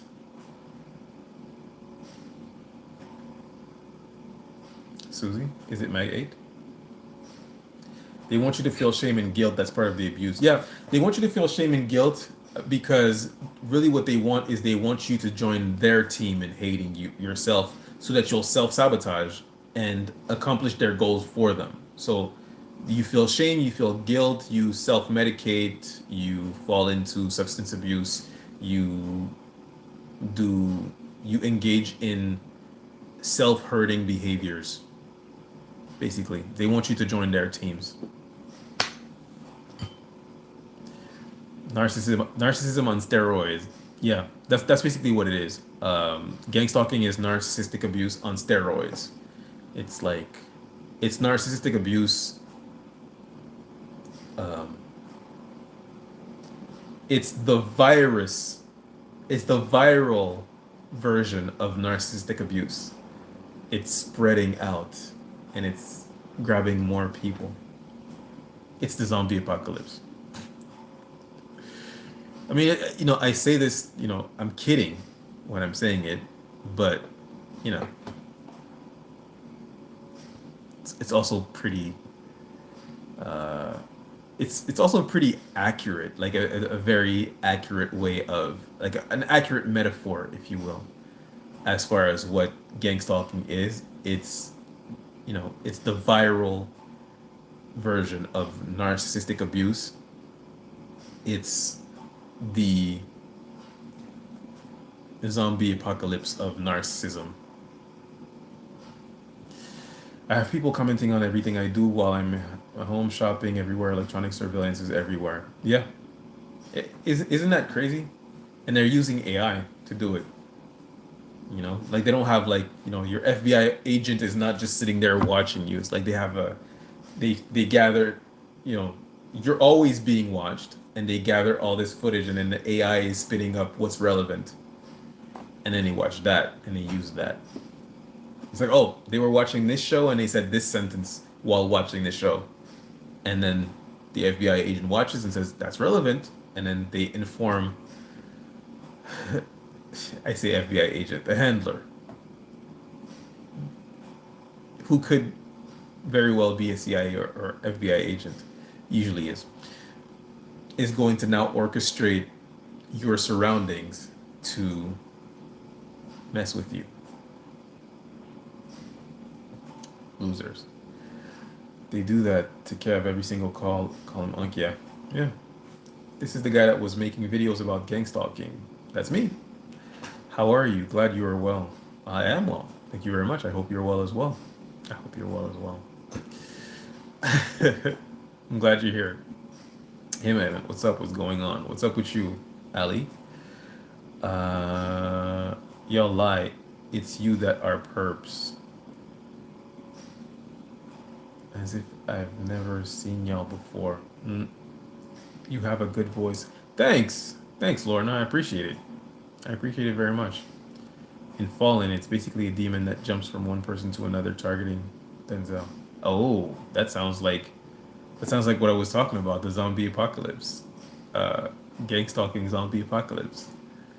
But I don't watch horror films. I just, I remember I saw this one Instagram trend or TikTok trend where they were saying, name one thing that you don't believe people enjoy, that you think that they're saying they enjoy it, but they're all lying about it.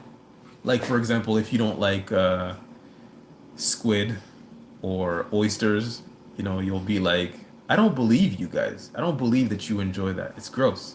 I think anyone who says they like it is lying.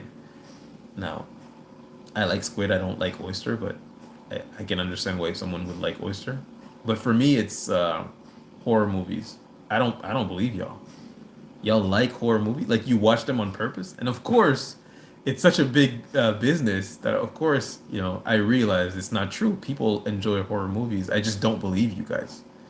Like, you watch horror for what? I just don't get it. I don't get it. But to each his own. To each his own. Enjoy your horror movies. I'm not trying to take anything away from you guys.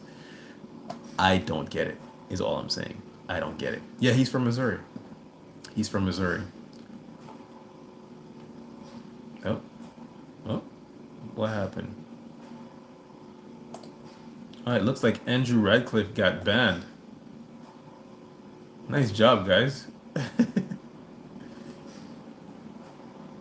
What was he saying? Hold on. Let me just find where I was. Okay. Red versus blue is manufactured opposition. It sure is. It sure is. You sound like a libertarian. I like libertarians. Andrew grew up really close to where I was born. Yeah. Playing chess with a pigeon. Yeah. It's true. The directed speeches all day, but what is the point? The point is to break you. That's the point. Don't let him win. The point is to break you. That's all it is. The point is engineered chaos. They want to cause chaos so that they can sell you order in exchange for your freedom. That's like the grand scheme of things. In the grand scheme of things, they bring chaos in order to give you order. But in exchange for order, they want more and more of your freedom and quality of life.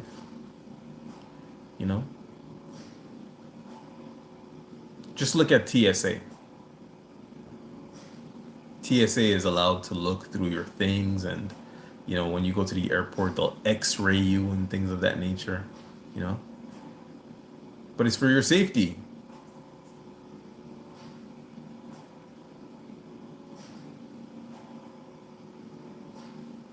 Don't worry about this cavity search.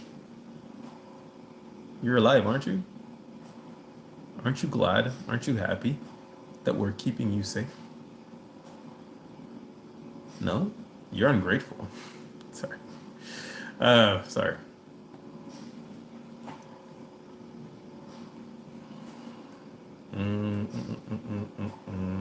There's an element of resentment that narcs have. They also tend to create problems and blame you for not helping them out, or blame you for their own actions. That is true. That is true. Narcissists will put, throw a monkey wrench in their own gears and then blame you for it. Just stay away from them, guys. Just stay away from them. Sindel, the little shaman, says it best. Narcissists should be treated like haunted houses.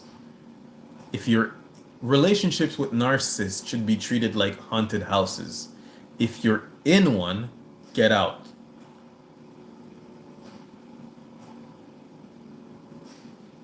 And if you're not in one, stay out.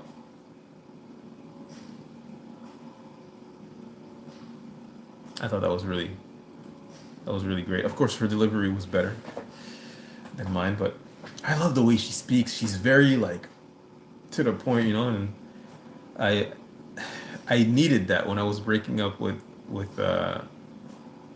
my ex at the time.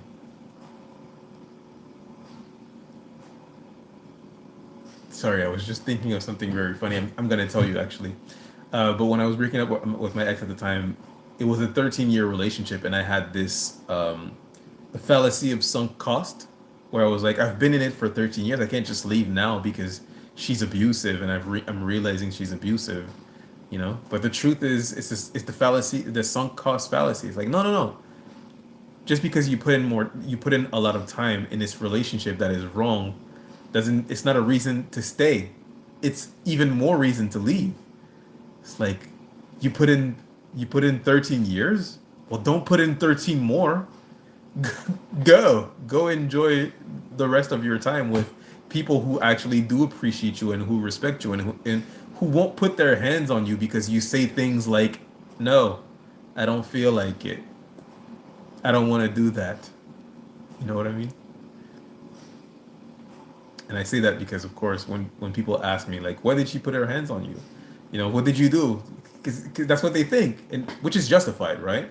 Because they think, like, it wouldn't make sense for her to put her hands on you if it wasn't for something you've done, right? But then I explained to them, it's really simple. She asked me to do something, and I said, no. And then she put her finger in my face, called me, you're a miserable piece of whatever. And I don't care. I was like, I don't, this means nothing to me. If I told you what I think of you, you would understand why this is useless here. And when she saw that I wasn't reacting anymore to her shaming tactics and her belittling tactics, she decided to get physically violent. That's what happened. But, it's hard to be believed when you're a man and you're telling people about being assaulted by a woman. They're just like, women don't get physically violent, do they? Anyways. Or they think, well, you must have done something to deserve it. It's like, all right. The thing I was thinking about actually was within my narcissistic relationship, when we broke up, I didn't take, I didn't take anything. I basically told her, you can keep the house, you can keep everything. I just want my dogs. I'm out, right? And she was saying, well, like, I don't want you to think that like you're being generous. I'm not taking any part of your business. And I'm like, what? And she was like, your business. We were together. I'm not taking any part of it. And I'm like, you're not a dog trainer. You've never given a class. And she's like, yeah, but I helped you, build that business. And I was like, you think because you helped me build my business, you deserve a part of my business? You're not even a dog trainer. You helped me write some text in my pamphlets, in my business cards. You helped me paint the place that I was renting. And I was just thinking to myself, like, your dad helped me do that. Your brother helped me do that as well. Should I give them a part of my business as well because they helped? Well, like, I was like, what are you talking about? If anything, your brother helped much more than you have. But in her mind, it made sense. It was like, no, no, I helped you, so you owe me forever. I thought that was really funny. As a matter of fact, an even funnier thing is the day I broke, well, not the day I broke up with her, when I broke up with her, after she started accepting the fact that like we were over, she was saying, "Oh, this is gonna be really hard for me," and I was like, "What is gonna be really hard for me?" And she was like, "Well, seeing you with like another woman," and I was like, "What do you care?" You know? I mean, I didn't understand, but then she said, "But more than that, what's gonna be hard is like I'm in this big house alone. Like, who's going to cut the grass and who's going to shovel the snow?" And then she paused and looked at me, and I could tell that she was expecting me to say, "Oh, I'll help you with that." Like I could like because I know her, I know that's what she was expecting me to say. But then I was looking at her like, uh-huh. And then I just walked off. And like, she was kind of disappointed because she was trying to manipulate me into continuing to help around the house. And all I could think to myself was how she would constantly complain that I took too long to mow the lawn. And this is like a 20,000 square feet terrain that I was mowing the lawn and shoveling the snow. And I remember when I hired a snow shoveling company and he saw my snowblower, he was like, "Are you doing the whole thing with that little snow remover? Is that little snow plow?" And I was like, "Yeah." And he was like, "Damn." And at the same time, I was thinking to myself, like, yeah, well, my wife still complains about, well, wife, my girlfriend at the time, she still complains that I don't do it enough or I don't do it properly or whatever. And she never says thank you when I do it. It's always, she only notices when I don't do it or I don't do it quickly enough. And now here she is, uh, after I broke up with her, here she is trying to get me to agree to continue to do these things for her, you know. And in that moment, I was looking at her, and I could really see like, oh, she doesn't understand. You're never gonna see me again. But she didn't get it. And I remember coming to pick up my stuff. The last day I came to pick up my stuff, I brought my brother because she wouldn't behave when we were all alone. She would constantly goad me and provoke me, or just do and say things to get a reaction out of me because she's a narcissist. So I brought my brother because when someone's around, she behaves. And then she told me, "Oh, there's some papers for you that I have," and I was like, "Okay, well, give them to me." And she was like, "Oh, they're downstairs," and I was like, "Okay." So I went downstairs with her to come get them. And my brother was upstairs, and as soon as I got downstairs, she started saying a bunch of like super evil, mean things to me and like whispering them. And then I was like, "Can I have the papers?" And she was like, "Oh, you're such a coward. You won't even respond to what I'm saying." And then I just looked at her and I turned around and I walked away and I was like, "Keep them, keep the papers, fuck them." Sorry for cursing. And but that was really funny. That was a really funny moment where she was like trying to get me to agree to come help her with the landscape, I guess. I was just looking at her like, oh, she has no idea. You're never gonna see me again. This is it. It's over. I thought that was quite funny. Okay. The Dr. Stephanie featured spoke that the claims that have been proven. Stephanie the Seeker? Are you talking about Stephanie the Seeker? Did she interview a doctor? Or did she feature a doctor? I think I can remember that. No. No, she didn't. My bad. Oh, wait. No, that's Ted Gunderson. I don't know what Stephanie you're talking about. Experience being broken into, being passed out, waking up knowing I was assaulted, but I couldn't prove it. Wow. I'm sorry, Cosmic Queen. That's that's horrible. I'm sorry. Yeah, Susie Bear. I mean, they might be your gang stalkers, but don't worry about it. Don't trip. I'm not tripping. Don't trip. Oh, so we did have a gang stalker. What did he say? The leader of the 144 is here. There is no fear. Well, I'm glad you removed that guy. Thanks a lot. Candace Owens? Yeah. I was talking about Candace Owens. Jesus loves us all as long as we are monogamous and not in adultery. Really? I would like you to go. Goodbye. Not because, I'm against, you know, the things that he said. I just I just think he's annoying. He's got to go. It's like, you're speaking for Jesus now, really. You got his personal line. Sit down. It is what it is. I had evidence. Police refused to do anything, so it wouldn't help you. Yeah, man. Going to the police is, we call them law enforcers, but they're not law enforcers. They're enforcers. That is what they are, and that is what they should be called. They don't enforce the law. Dr. Stephanie. Dr. Stephanie? Who is that? Does she talk about gang stalking?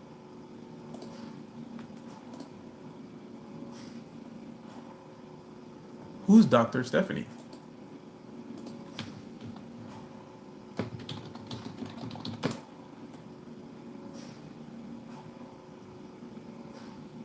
Oh, you're talking about Stephanie the Seeker. She had a doctor a month ago. I'm seeing it now. I'm seeing it now. She's saying you're not crazy. Doctor exposes the truth. Targeted individuals in gang stalking. You're not crazy. Dr. John Hall. Sorry, I think my live cut for a second. But I'm seeing it now. It's Dr. John Hall. I'm gonna check out that video. I got it queued up now. Talking with three and all of them, what lousy losers, get a real job. Yeah, it's all good. It's all right. These people are indeed losers. What did he say? We can take responsibility by repentance and less repeating, but remind ourselves we are human, and when falling short, it is to be expected to call upon the Lord when we feel weak. Maybe I was too quick to block you, head in the clouds. I don't know if you're still here, but you said something that I thought was okay. If I can just explain, I mean, I don't feel the need to explain, but I'd like to explain. He said Jesus loves us all as long as we are monogamous and not in adultery, regardless sexuality, which I thought was, I don't think it's wrong. I would tend to agree to a certain extent. I just think it's presumptuous to speak for Jesus. That's why I blocked him. But now I'm looking at his other comments and I'm thinking maybe I was wrong about him. Maybe it's just his opinion and he voiced it in a way that I thought was annoying. But I'm allowed to be wrong. I can be wrong sometimes. Andrew Radcliffe was quite annoying.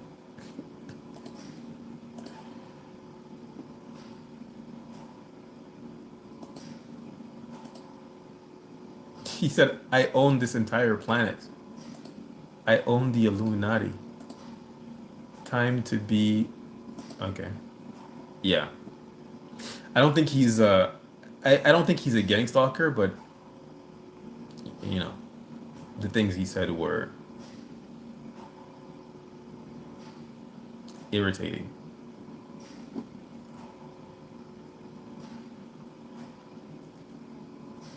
Got no issue with people's lifestyles, but don't want something pushed onto me.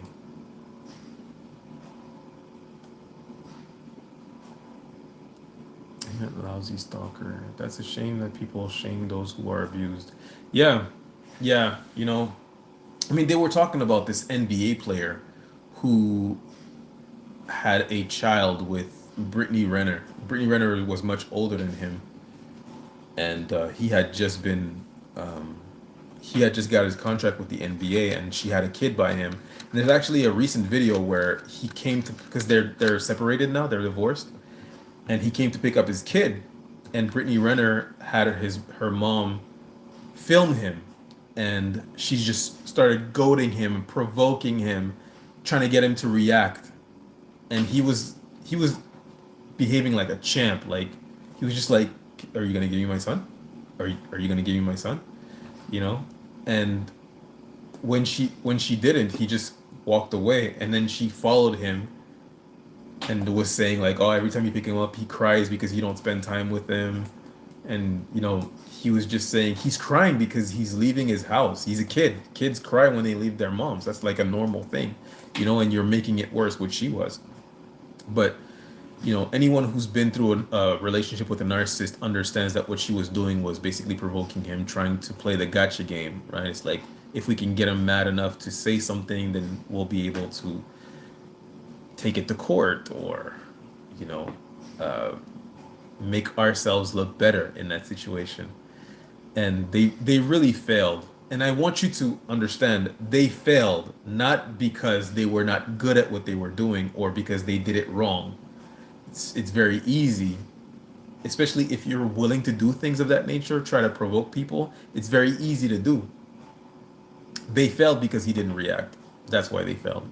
I mean, he reacted at the end because he said something to her mom that was really funny, but also disrespectful.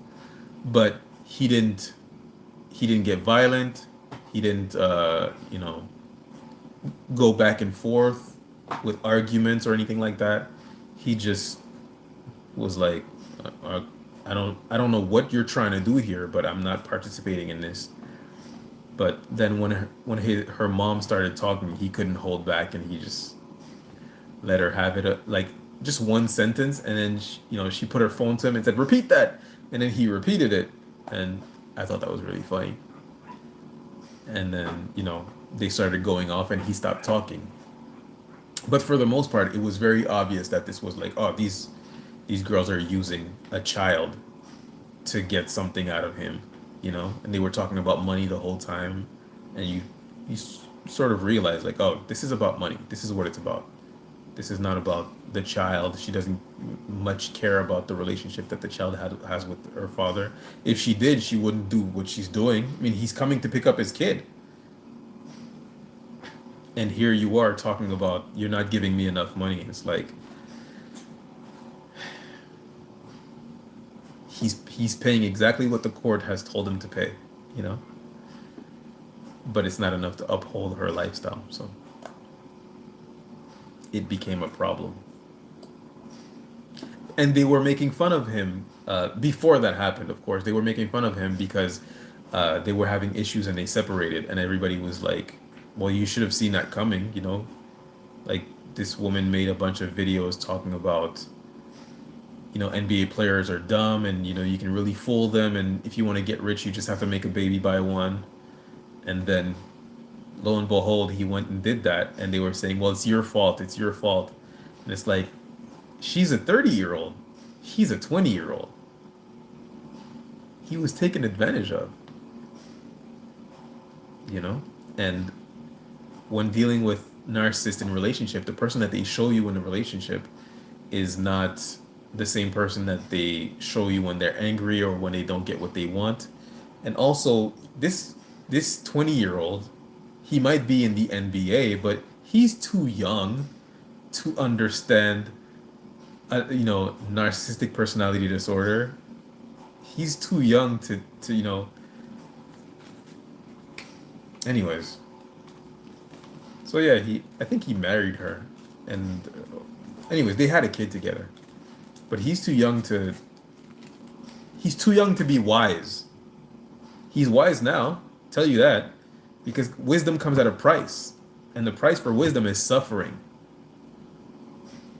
And for you to laugh at him while he was suffering and then say it's his fault, I thought that was insane.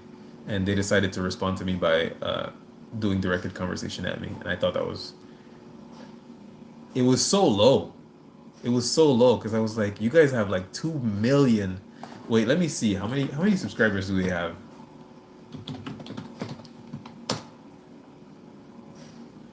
Mm, 2 million. 2.2 million subscribers.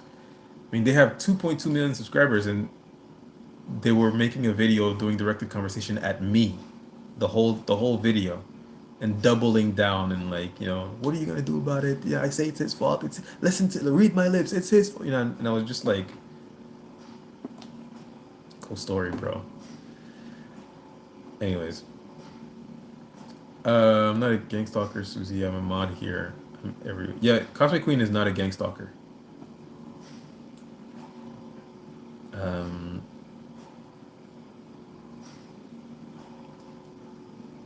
Dumbest thing ever. Yeah, the zombie apocalypse. All being brought to light. That's right. That's right. It's all being brought to light. It is what it is. All come in at the same time. Yeah. D wave. What does that mean? D wave. D wave? I'm not sure. What's your dad do? He's a handler. Huh? I'm lost. Sorry. Why would an FBI or CIA agent mess with us simple people? Stay Excel. What a great question. Why would an FBI or CIA agent mess with us simple people? For money. It's all about money. They are inflating their schmomestic schmererist list in order to funnel funding their way, funnel our tax dollars their way because of their inflated lists. They're creating chaos, destabilize. This is like a story as old as time. It's literally what they do. They've been doing this to like every country in Central and South America. They've been doing it to African countries. They're doing it worldwide now.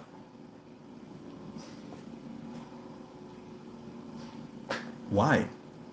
Because they're about to sell us order after creating chaos. I hope I've answered your question. Flock. Let's discuss methods of retaliation network we can use against gangstalkers. Well, simple method of retaliation is civil lawsuits. Gather your evidence and take them to civil court. That's what I would suggest. It's the most bizarre, never-ending Twilight Zone. I'd never believe it if I wasn't a victim. Same. When my brother told me I was a victim, and then my brother told me that he was a victim as well, and I didn't believe him when he was talking about it. He was saying, at first he was saying that he was hearing voices, people around him were sniffing him, and he was hearing voices of people. Then he said that he was being followed by gang members, and at a certain point I was just like, I mean, put it together, bro. You're hearing voices, people are following you, It's like it's as if you're talking about a conspiracy being mounted against you. You're no one. I didn't believe him. And at the time I was being gangstalked. But I didn't know I was being gangstalked.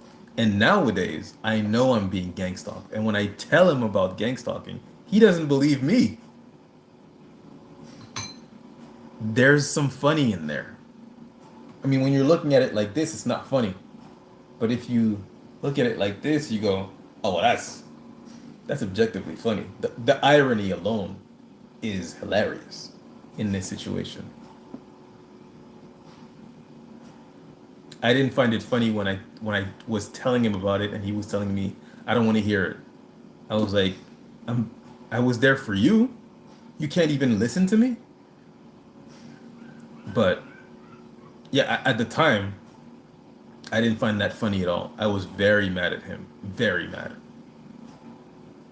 but I decided not to act on my anger because he's my twin brother, you know? I mean, we're not close. We've never really been close, but he is my twin brother. I love my twin brother. And now that I'm no longer angry, I find it really funny. I mean, I don't find it funny that he's also being gang stalked. I think it's messed up. I wish it wasn't happening to him. I find it really funny that when he told me, I didn't believe him. And when I told him, not only did he not believe me, he didn't even he didn't even want to hear about it. He was like, "Shut up, shut up. Don't tell me. Don't talk to me about that. There's no such thing as V2K." I'm like, "But you hear voices." And he's like, "It's something else that you would never understand." I'm like, "What is it?" He's like, he doesn't want to talk about it. And I'm just not willing to go through the whole pulling the noses out of his hair. The hair out of his nose is the French expression. Like getting someone to speak when they don't feel like it, when they don't want to. We say, tirer les vers du nez, or pulling the worms out of his nose. I don't feel like it. Okay? It's fine. It's fine. You don't have to talk about it. It's cool. And the reason why, for the people who are wondering, like for people who are having a hard time with not being believed, the reason why I don't care anymore that he doesn't believe me is because I've come to the conclusion that even if he was to believe me, now what? Does the gang stalking end? What happens once he believes me? Nothing? Seems like a pretty small thing to be upset about. It upset me because it's my brother. That's why I was upset. But I've come to the realization that my brother is just a person. Asking him to believe something that is this unbelievable it's a heavy ask. It's a large ask.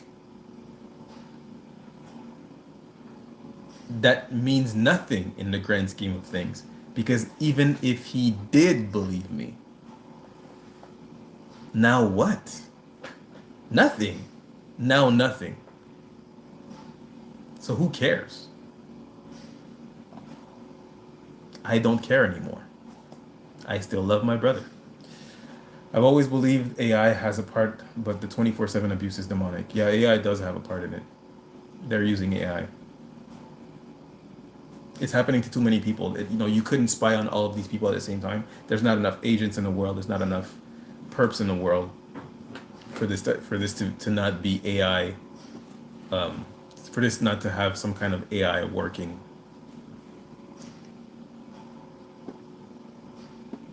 They took my debit card, came out of my house. I feel like that about crab or just any bottom feeders people eat. Understandable. I've never had crab. I've never had crab. I don't want to. Horror is fun to watch because it's not scary. I think horror is not fun to watch when it's scary or not scary. I think horror is not fun to watch. The only horror movies that I've watched in my life are Get Out and The Others. I thought The Others was really good, not because of the horror, but because of the concept. For those who haven't seen, please don't spoil the movie The Others. Just watch The Others. It's a great movie. Nicole Kidman. Watch it. Horror is fun to watch. Vegan is the way. I think it's the concept around the movies or the storytelling they're attracted to rather than the horror itself. Yeah, that makes sense. That would make sense. I feel like a lot of concepts around horror movies are just not interesting. But the concept around Get Out was very interesting, especially if you're black. And the concept around The Others was also very interesting, especially at the time. When they comment about you in person, make a stupid comment back to them like I do. Yeah, that's a fun game. When people say weird things to me, like I had a cousin who was doing weird, like mimicking me every time I finished talking. So I just decided to to say Japan 4. Japan 4. What? Kashmir got.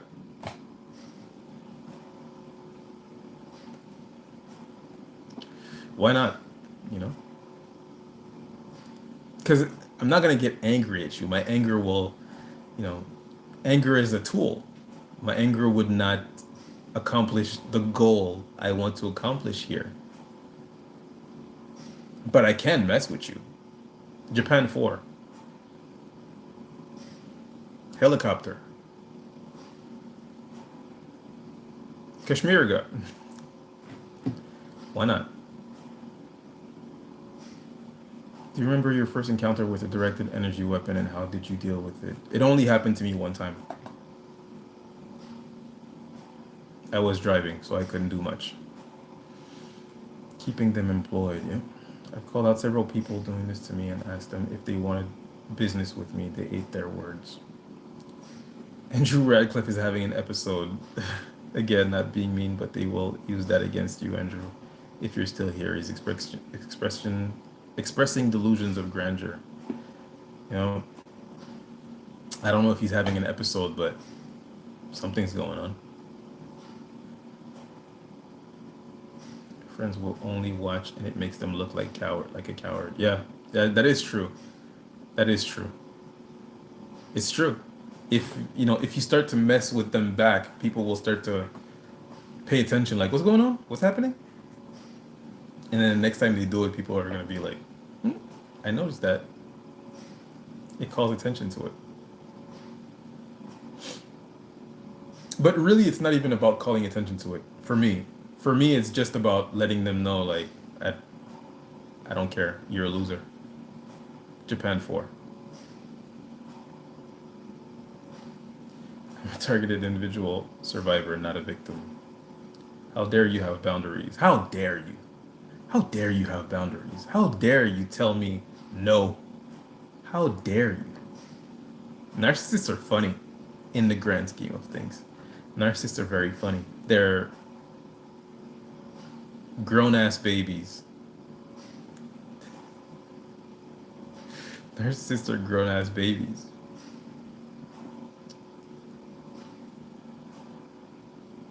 What? What is not by chance talking about? Not by chance. Okay. You're out of here.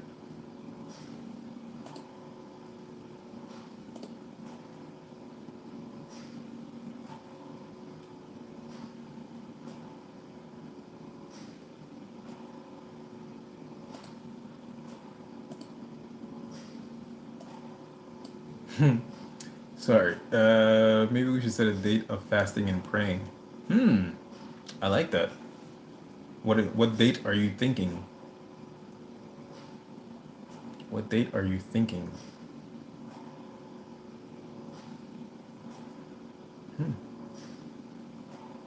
That's actually very interesting. We don't move in fear. It's not a bad idea.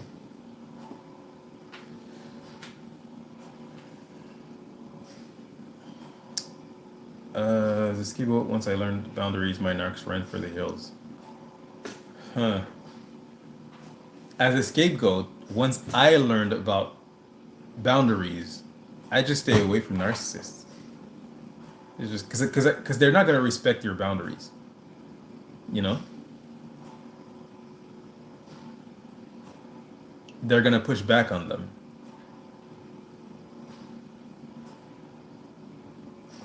The way I see it is that anyone who pushes back against my boundaries is not for me. You're not my tribe. And it's fine. It's cool. I just don't want to exist with you. Go exist in your world. I'll exist in mine. Boundaries.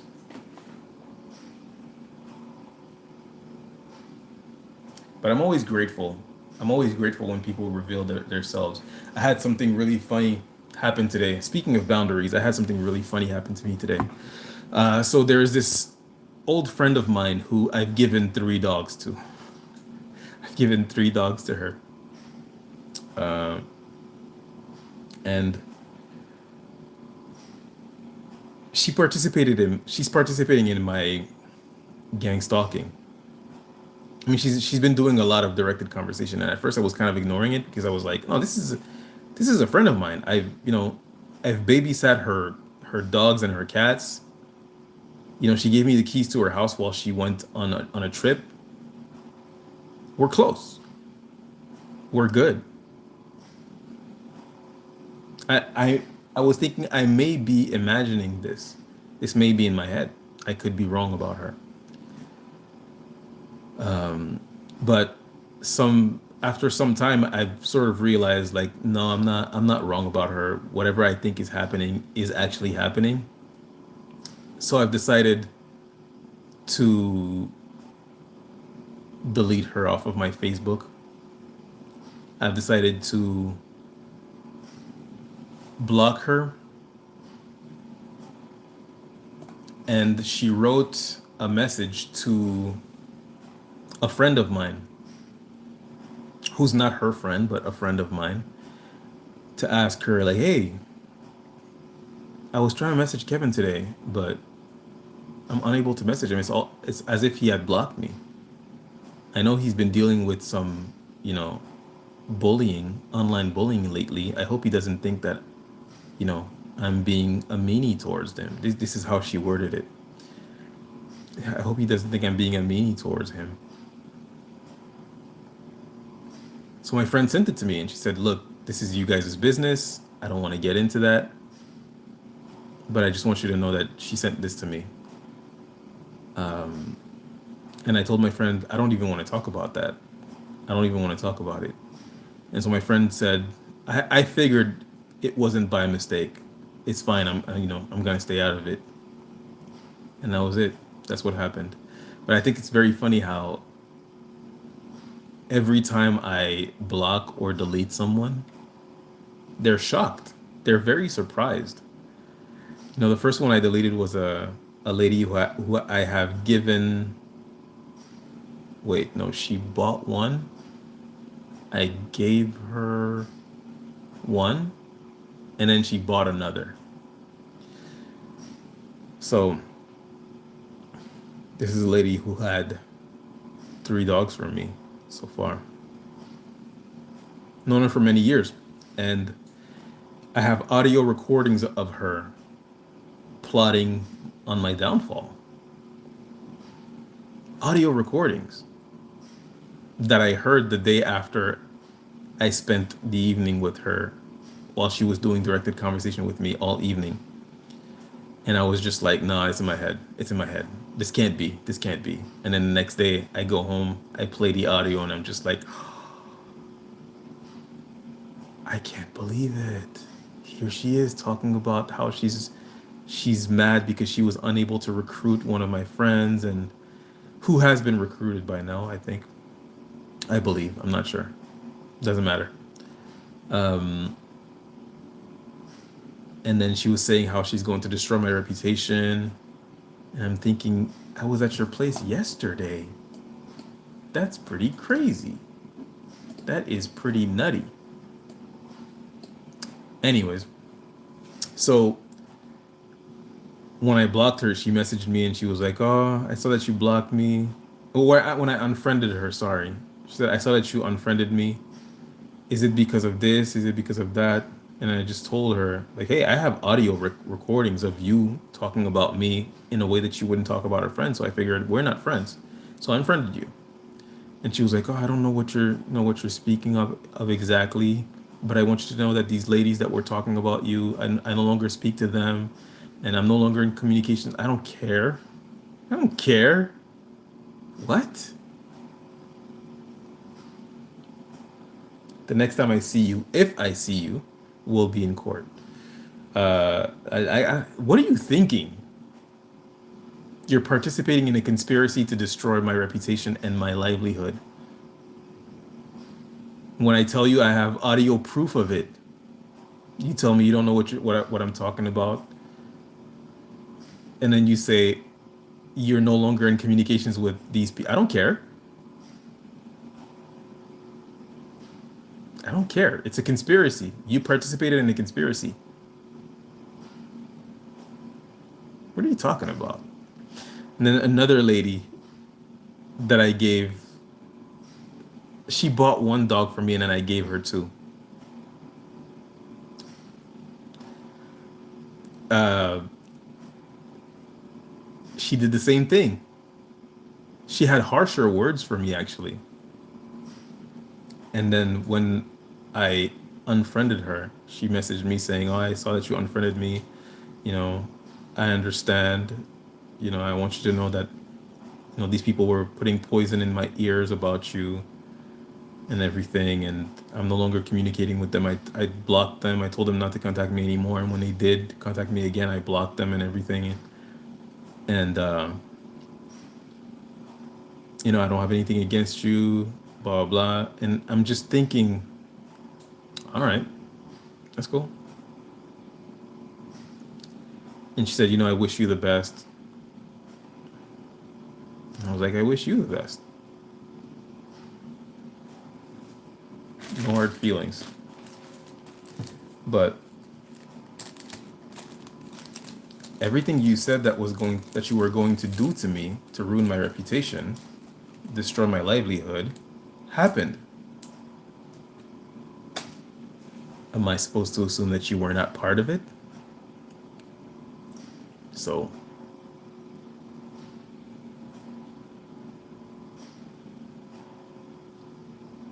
go with God, eh? Hopefully, we'll never see each other again, and if we do, it'll be in court. We'll see. We'll see. C'est pas grave. C'est pas grave. No biggie. I don't know how people are able to behave in that way. Backstab their friends. And then, she was telling me, I've been going through some really hard stuff, which she has. That's the worst part is she was going through some really hard stuff through domestic violence. And she was like telling me and expecting empathy from me. And I was like, where's my empathy? Where was my empathy when you were going around talking to people about my personal life that I told you in confidence, things I told you in confidence? You were talking to them about my personal life. Where was my empathy when I was going through a really hard time and you decided to, you know, stab me in the back? Where was my empathy? Ay, ay, ay. It is what it is. Sorry about the tangent here. Kevin is glitching. Must be the solar flares. Solar flares. I try to put people on game about solar flares because it affects the collective. Hmm.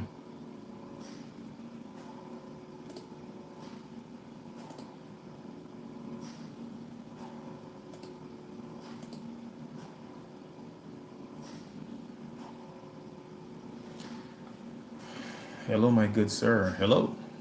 Since beginning realization of terroristic stalking, I have felt like missing something big. Why will they unalive our friends and family but not us? Why is our pain more important than our own unaliving? We miss something. That's a good question. That's a really good question. I don't know. I don't know. Hmm. Stalk daily for defecting is part of the reason to attack. Also trying to grow to be better will be viewed as you lie and are the same person. Hmm. That is true. That is true. That's a good point. That part, and they're using us as lab rats for research because terrorists have no rights. Yeah, that would answer the question of Kamisa Dao, who was asking why are they doing stuff to our friends and family, but not us. It's research. I mean, it's messed up to say, but it's really research. It's how can we break down someone and mind control them. It's counter schmererism.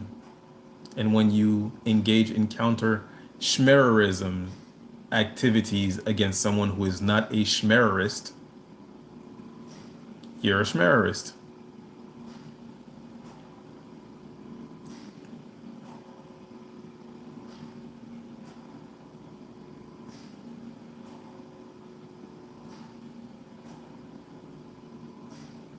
Should we start a TI gang and start stalking the stalkers? No.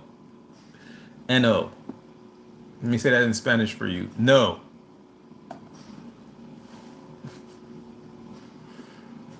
A true CIA agent told me all I can do to help you is teach you lie cues in people, and still it was bad news. I mean, it's not bad to know lie cues in people. It's definitely useful. Back in the day, my brother told me he was being followed. I also had an ex real me tell me he recently had someone living in his roof. I thought they were nuts. Somebody in the chat said that someone was living in their walls. I thought that was what? In their walls. I mean, I'm not saying it's not true. I'm just saying, whoa.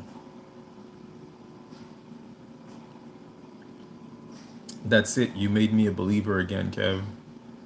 Face so nice, he had to make it twice. Don't sick the wife on me. It's too late. She's on her way.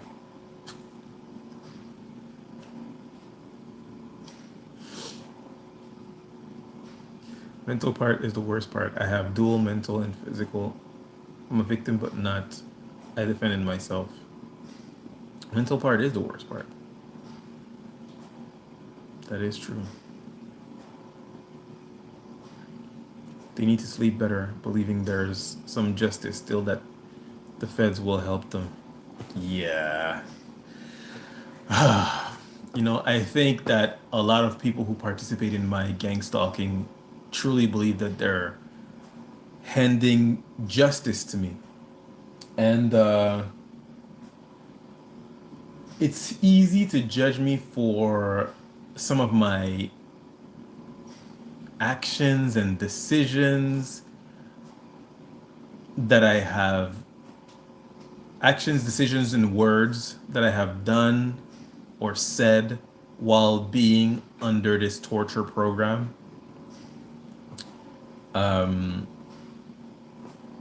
It's easy to judge me for giving into anger while being under this torture program, but that's not justice. That's not what justice is. You know? You can't torture someone and then hand down justice on them for how they react to their undeserved torture.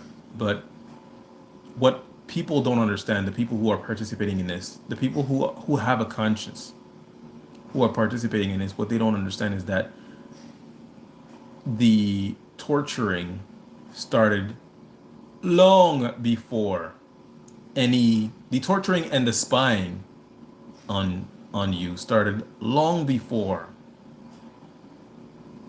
you reacted to any of it. Long before you gave in to reactive abuse, you gave in to wrath, you gave in to anger, you did something illegal to gain money because you're in trouble financially because of the sabotage. You know, long before you made mistakes due to, or you made bad decisions due to being gangstalked, due to being sabotaged. It started long before it. All they're seeing is what you did, what you said, how you reacted. You know, if I'm in the street and you see me opening up a can of whoop ass on someone, you may judge me. You may say, Kevin is violent. Kevin is a dangerous individual. What you're not seeing is this person hit me, or this person, you know, threatened me, weapon in hand. This person has been following me. This person has been showing up everywhere I go.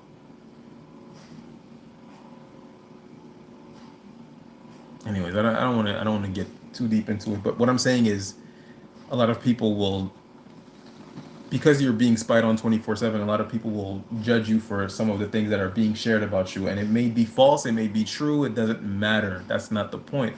The point is you cannot be in the right to hand down punishment to someone for something they did while being tortured for nothing, for no reason. You're going to hell. And as much as it's sort of irrelevant when you think about it, it does bring me a lot of comfort and closure when I remind myself of this, when I remind myself that, oh, the people who are doing this to me, they're all going to hell. It makes me feel like everything's going to be fine. It'll be all right. No justice in this life, in this world, doesn't matter. The next one. It brings me a lot of comfort because I believe it wholeheartedly. I do believe it. I believe in it. And if they believe in an afterlife, whatever they need to tell themselves in order to sleep at night, I hope you sleep well. I hope it serves its purpose and you sleep very well. Truly.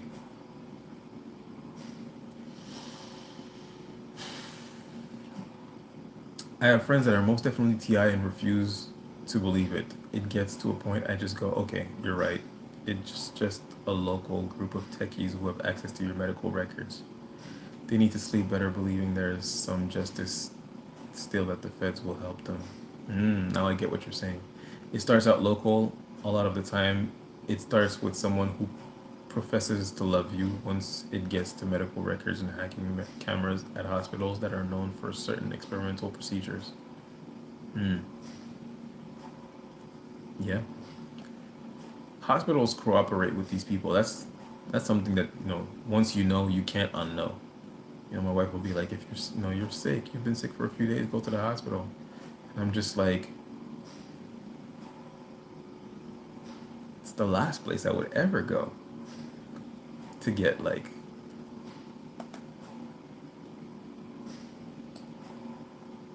help with my health. Do you mean the same hospital where they did MK Ultra? You want me to go there?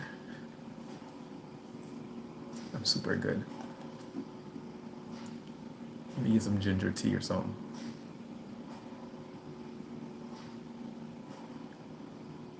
Some castor oil or something. These people are sick. My whole family is in on my harassment. You have a good soul and these people can't control you. Amen. Well, thank you very much. I would say that my whole family is in on it, but I would say it does feel that way. It feels that way. It's all right. It's all right. It's okay. It's okay. We know the truth. We know what's really going on. We know what's really happening. That's all the validation we need.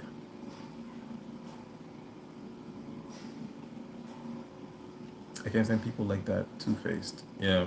Yeah. Man. I used to do dog shows. I have a lot of champions. Like dog show champions. I have 10. I have 10 dog show champions. I don't know if I can show you like a picture of me showing dogs. Maybe I can show you a video. Oh, these are old pictures. Yeah, I can't find the new pictures, but I have like a old picture here. Hold on. Here he is. Here he is. Look how young I was here. Look at that crusty mustache, eh? That's my dog. His name is Biggie. Biggie Smalls. He passed away about 3 years ago. He was 13 when he passed away. In that picture, he's probably 1 year old. He had just become a champion. But yeah, I used to show dogs a lot. I have 10 champions. 10. And I stopped showing dogs, and the community, the dog uh, showing, or the dog community, they judge me a lot for not showing dogs anymore, not showing my dogs anymore. But the truth is, showing dogs is really fun. It costs a lot of money, but it's really fun and it's really easy for me because I'm a dog trainer. So my dogs perform. I mean, my dogs look good. I don't mean to sound biased, but my dogs look good. Even my competitors, in those messages I've obtained of them talking about me, they say his dogs look good, but he doesn't do this, he doesn't do that, right? My dogs look great. The reason why I don't show dog anymore is because I'm not interested in spending my weekends with people who hate me and plot against me.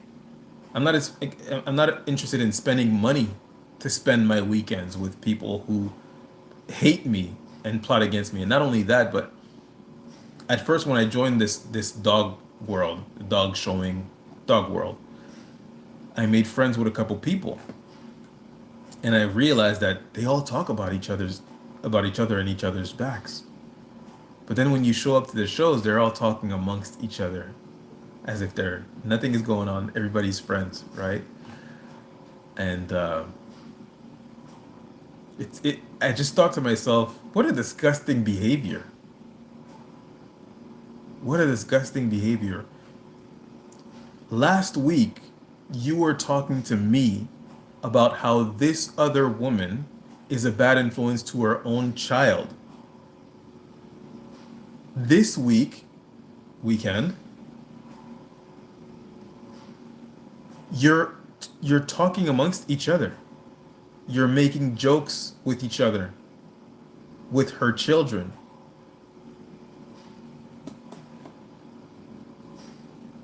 Gross.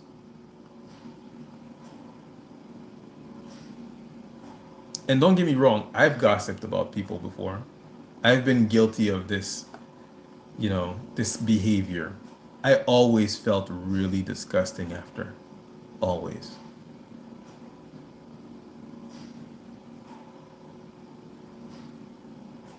It's really gross. I think it's really gross behavior.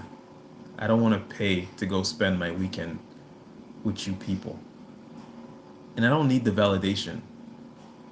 I don't need a ribbon from some person to tell me that my dogs look good. My dogs look great. I'm good. Anyways, little tangent. Uh, yeah, two-faced people. There's a lot of snakes in the grass. Keep your grass cut. That's right. I keep everyone at bay. I don't want anyone getting close to me. And when someone tries to get close to me, like is actively trying to get close to me, I get immediately suspicious. Like, I'm not friendly. Why are you trying to be my friend? You know? That's not true. I am friend. I'm actually really friendly.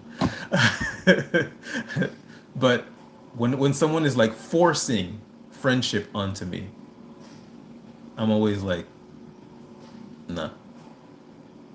I'm not looking for friends because I can't trust anybody anyways. Because the truth is, even if you are not a gang stalker now, you could become it later. And the people who have been participating in my gang stalking are all of the people who I've allowed to get close to me. They're all the people that I've told about, my hard times. And they all used my hard times against me. I'm good. I'm all right. It's fine.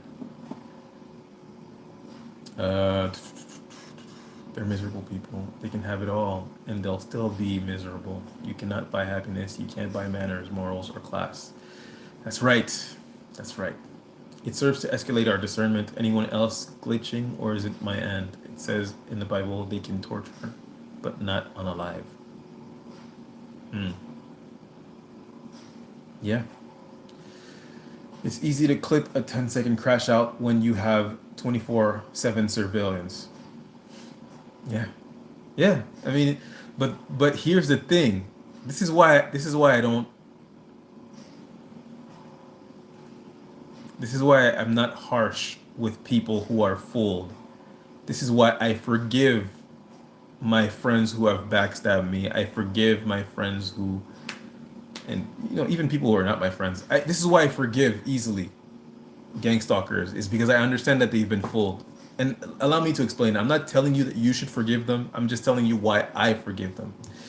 And just because I forgive them doesn't mean I want a relationship with them to go further. It's over. I don't want to ever talk to you people. I never want to see you again unless it's in a courtroom. We'll see about that.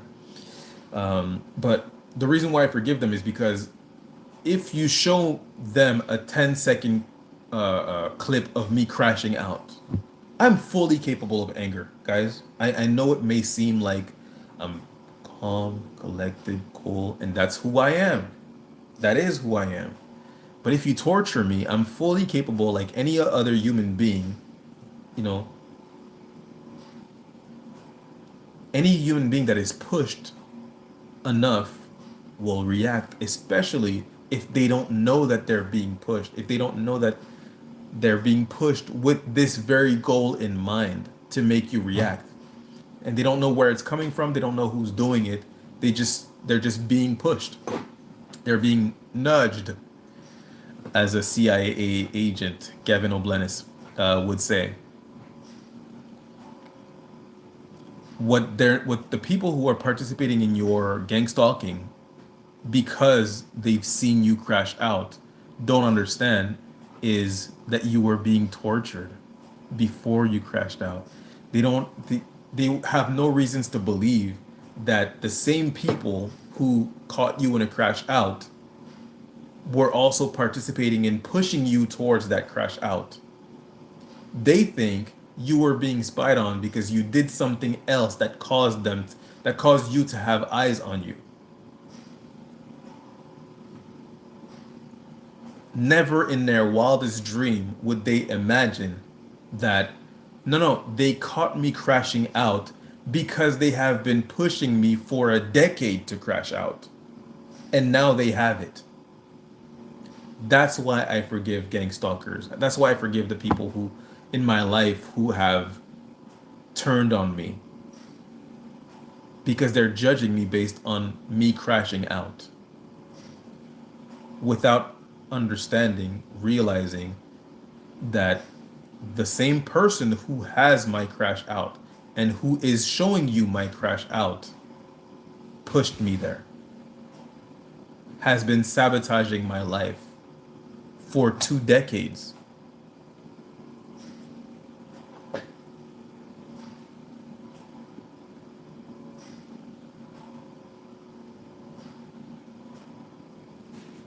Thanks for your comment, Cosmic Queen. Let's see what you're doing, Cree. Put your life on live. I'll give you $1,000. Somebody's a Boosie fan. Put your life on live. I'll give you $1,000. Let's see you hunched over the computer, creeping on someone obsessed like Golem. Yeah. Cosmic Queen, you're very funny. You're a comedian. I like funny people. That was funny, but it is true. The same.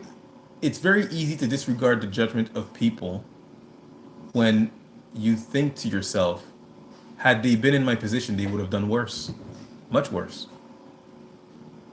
I don't know that you would survive had you been in my position. So, the same grace you refuse to give me, I give you. Go with God. May God forgive you for your sins.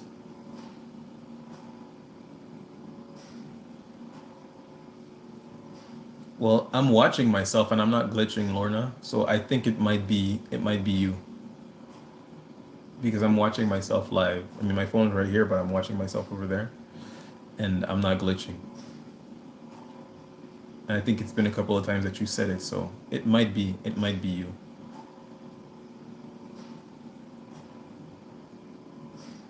I will say that, my gang stalkers, they tend to mess with my Wi-Fi a lot, often. I mean, they're not doing it now, but they do it often. At specific moments.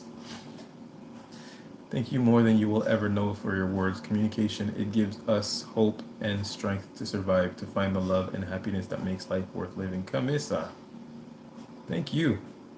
These are very kind words. Um, I'm glad to hear you say it, because really that's the reason why I'm doing this. The reason why I'm doing this is because I've survived. I started this page.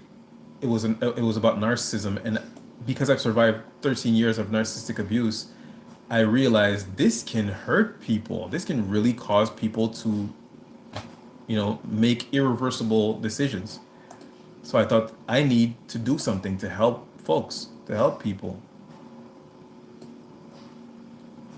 And when I was being gang stalked, I stopped for a little while making videos, maybe for like a year, and then I decided I'm gonna make videos about gang stalking, because this is worse.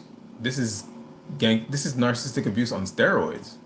I mean, it's literally the same thing, the exact same thing, but it's just stronger with more people involved, more organized. The tactics are the same, but they're really much harder, and they're getting strangers to participate in it. They're getting your family to participate in it. They're getting your friends to participate in it. So, yeah. It's hard to trust anybody. I don't trust anyone. I trust myself and I trust God. That's it. And I'll tell you right now, anyone who tries to get close to me, like to be my friend, is gonna find me really rude. I just don't. I'm just not interested. I'm not interested. You know. However close I am to someone is how close I want to be with them. I don't want to get closer to anyone.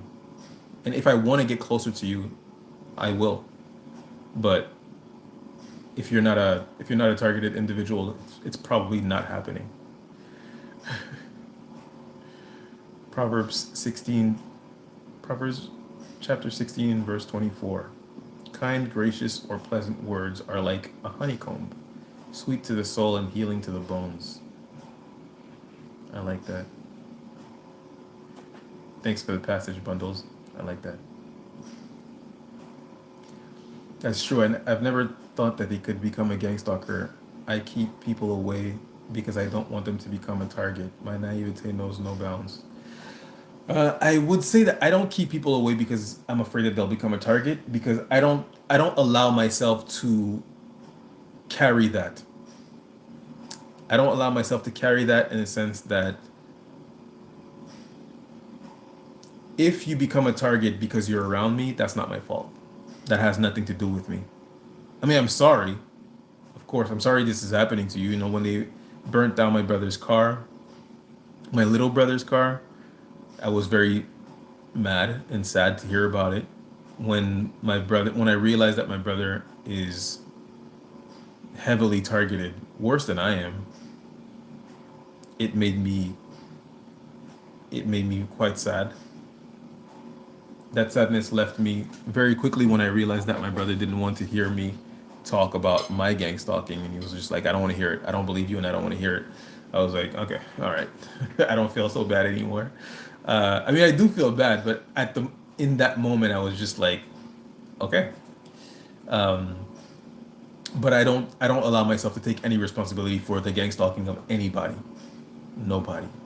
I'm not responsible. Just because you're around me. If something happens to you because you're around me, that's not on me. That's not on me. The only thing I'm worried about is people backstabbing me, getting close to me and then backstabbing me. So I'm just like, no, let's keep these relationships superficial, if you will. Let's just be cordial, and let's not get into the details of my life, my hardships, or whatever. Like, I'm not interested in talking about that with anyone because it's been used against me. So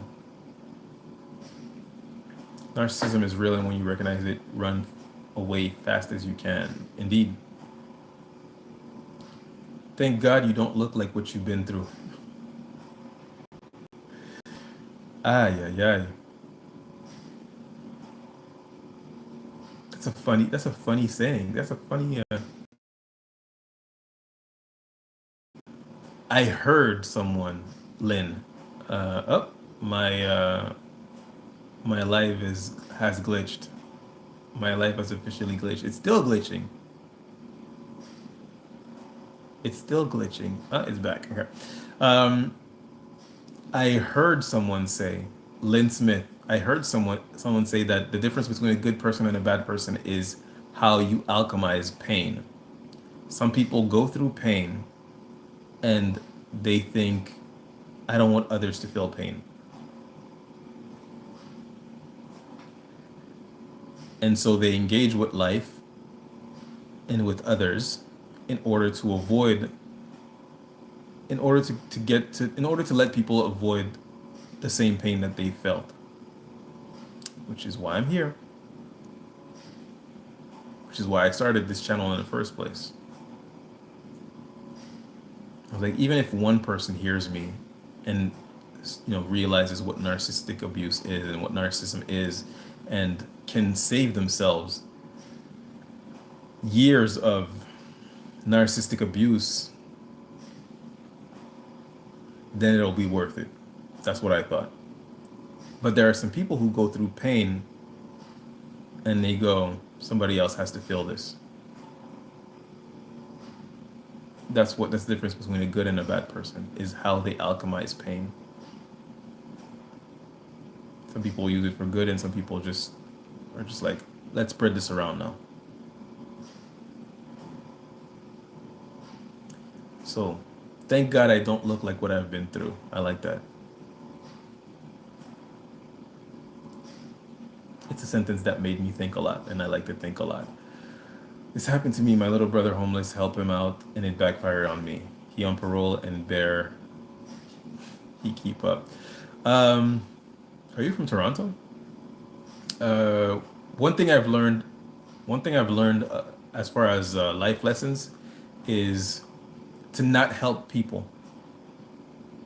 And I don't mean like not because like I mean obviously what I'm doing is helping people, but not help people as in like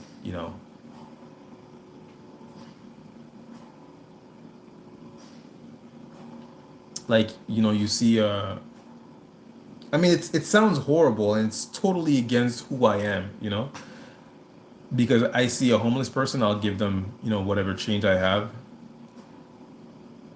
or whatever money if I have a little money on me, I'll give them some money. But what I mean is never put yourself in a position where you're helping someone and you're putting them in a position where they could hurt you. You know?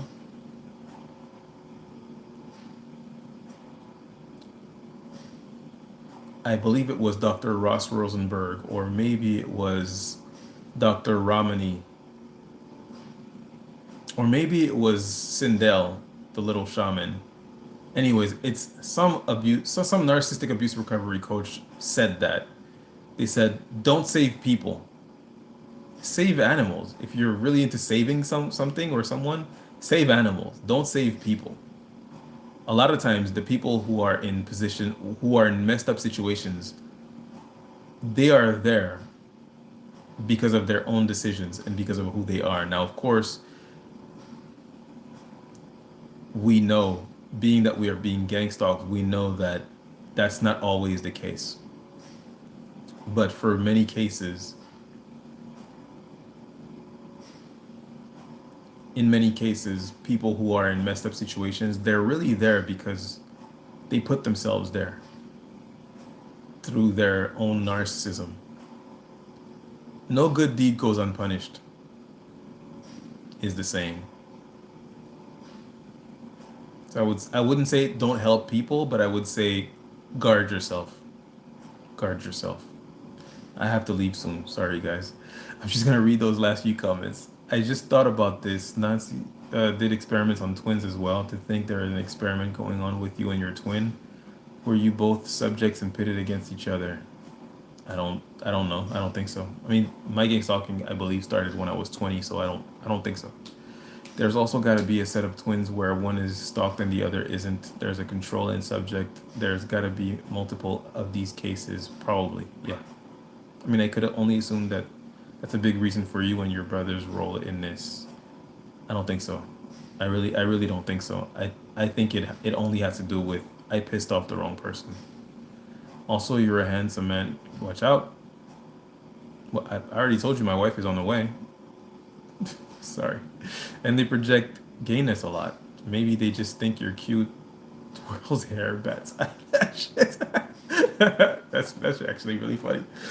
Um, I know a lot of my perps are like have a pretty like homosexual obsession.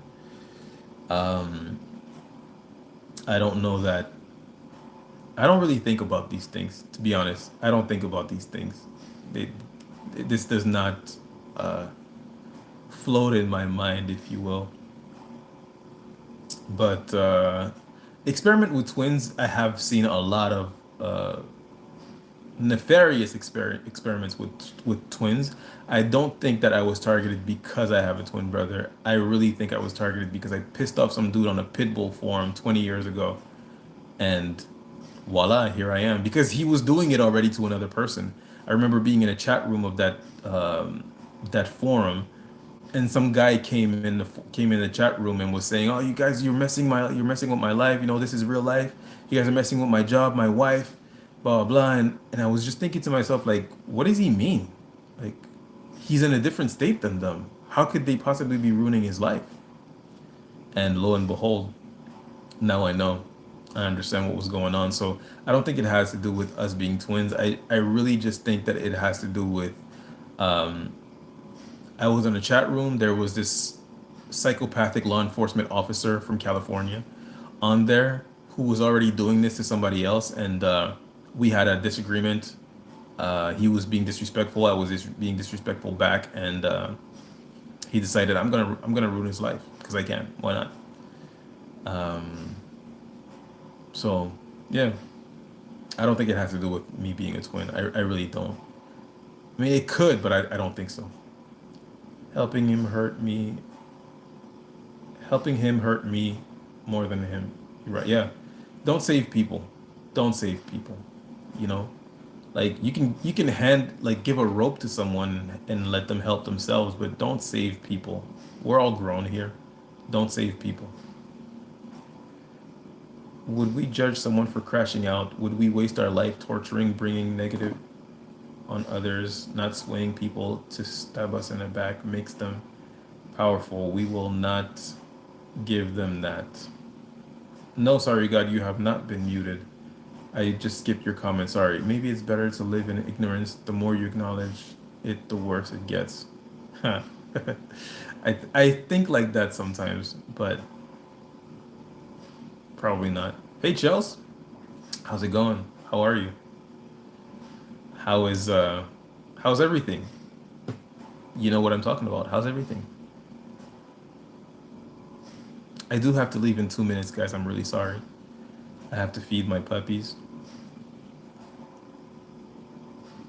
Maybe I'll show you one before I go. Stick around. Stick around. I'll show you one before I leave. But just one. There's gatekeepers. It's a very exclusive selection of targets. Curious is the timeline between your twins gang stalking and your own coincide. I don't know. I don't know. Because before they make themselves known, they spy on you for many years in order to build a sort of portfolio on you. So I don't know how long they, how our gang stalking coincide. I'm just realizing it's very noisy in this room. All right, I have to go. I have to go feed my puppies, so I'm gonna show you just one. I'm gonna show you, the biggest one. Hold on, guys.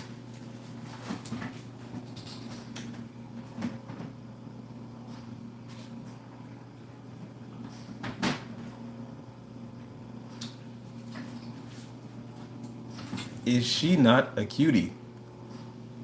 Her name is Comet. Comment is a roly-poly. And Comment is hungry. As you can see, she's looking for a nipple right now. Let's see. Let's see if I can get her to take my finger. No, she doesn't want it. She wants a nipple. She's like, there's no milk in there.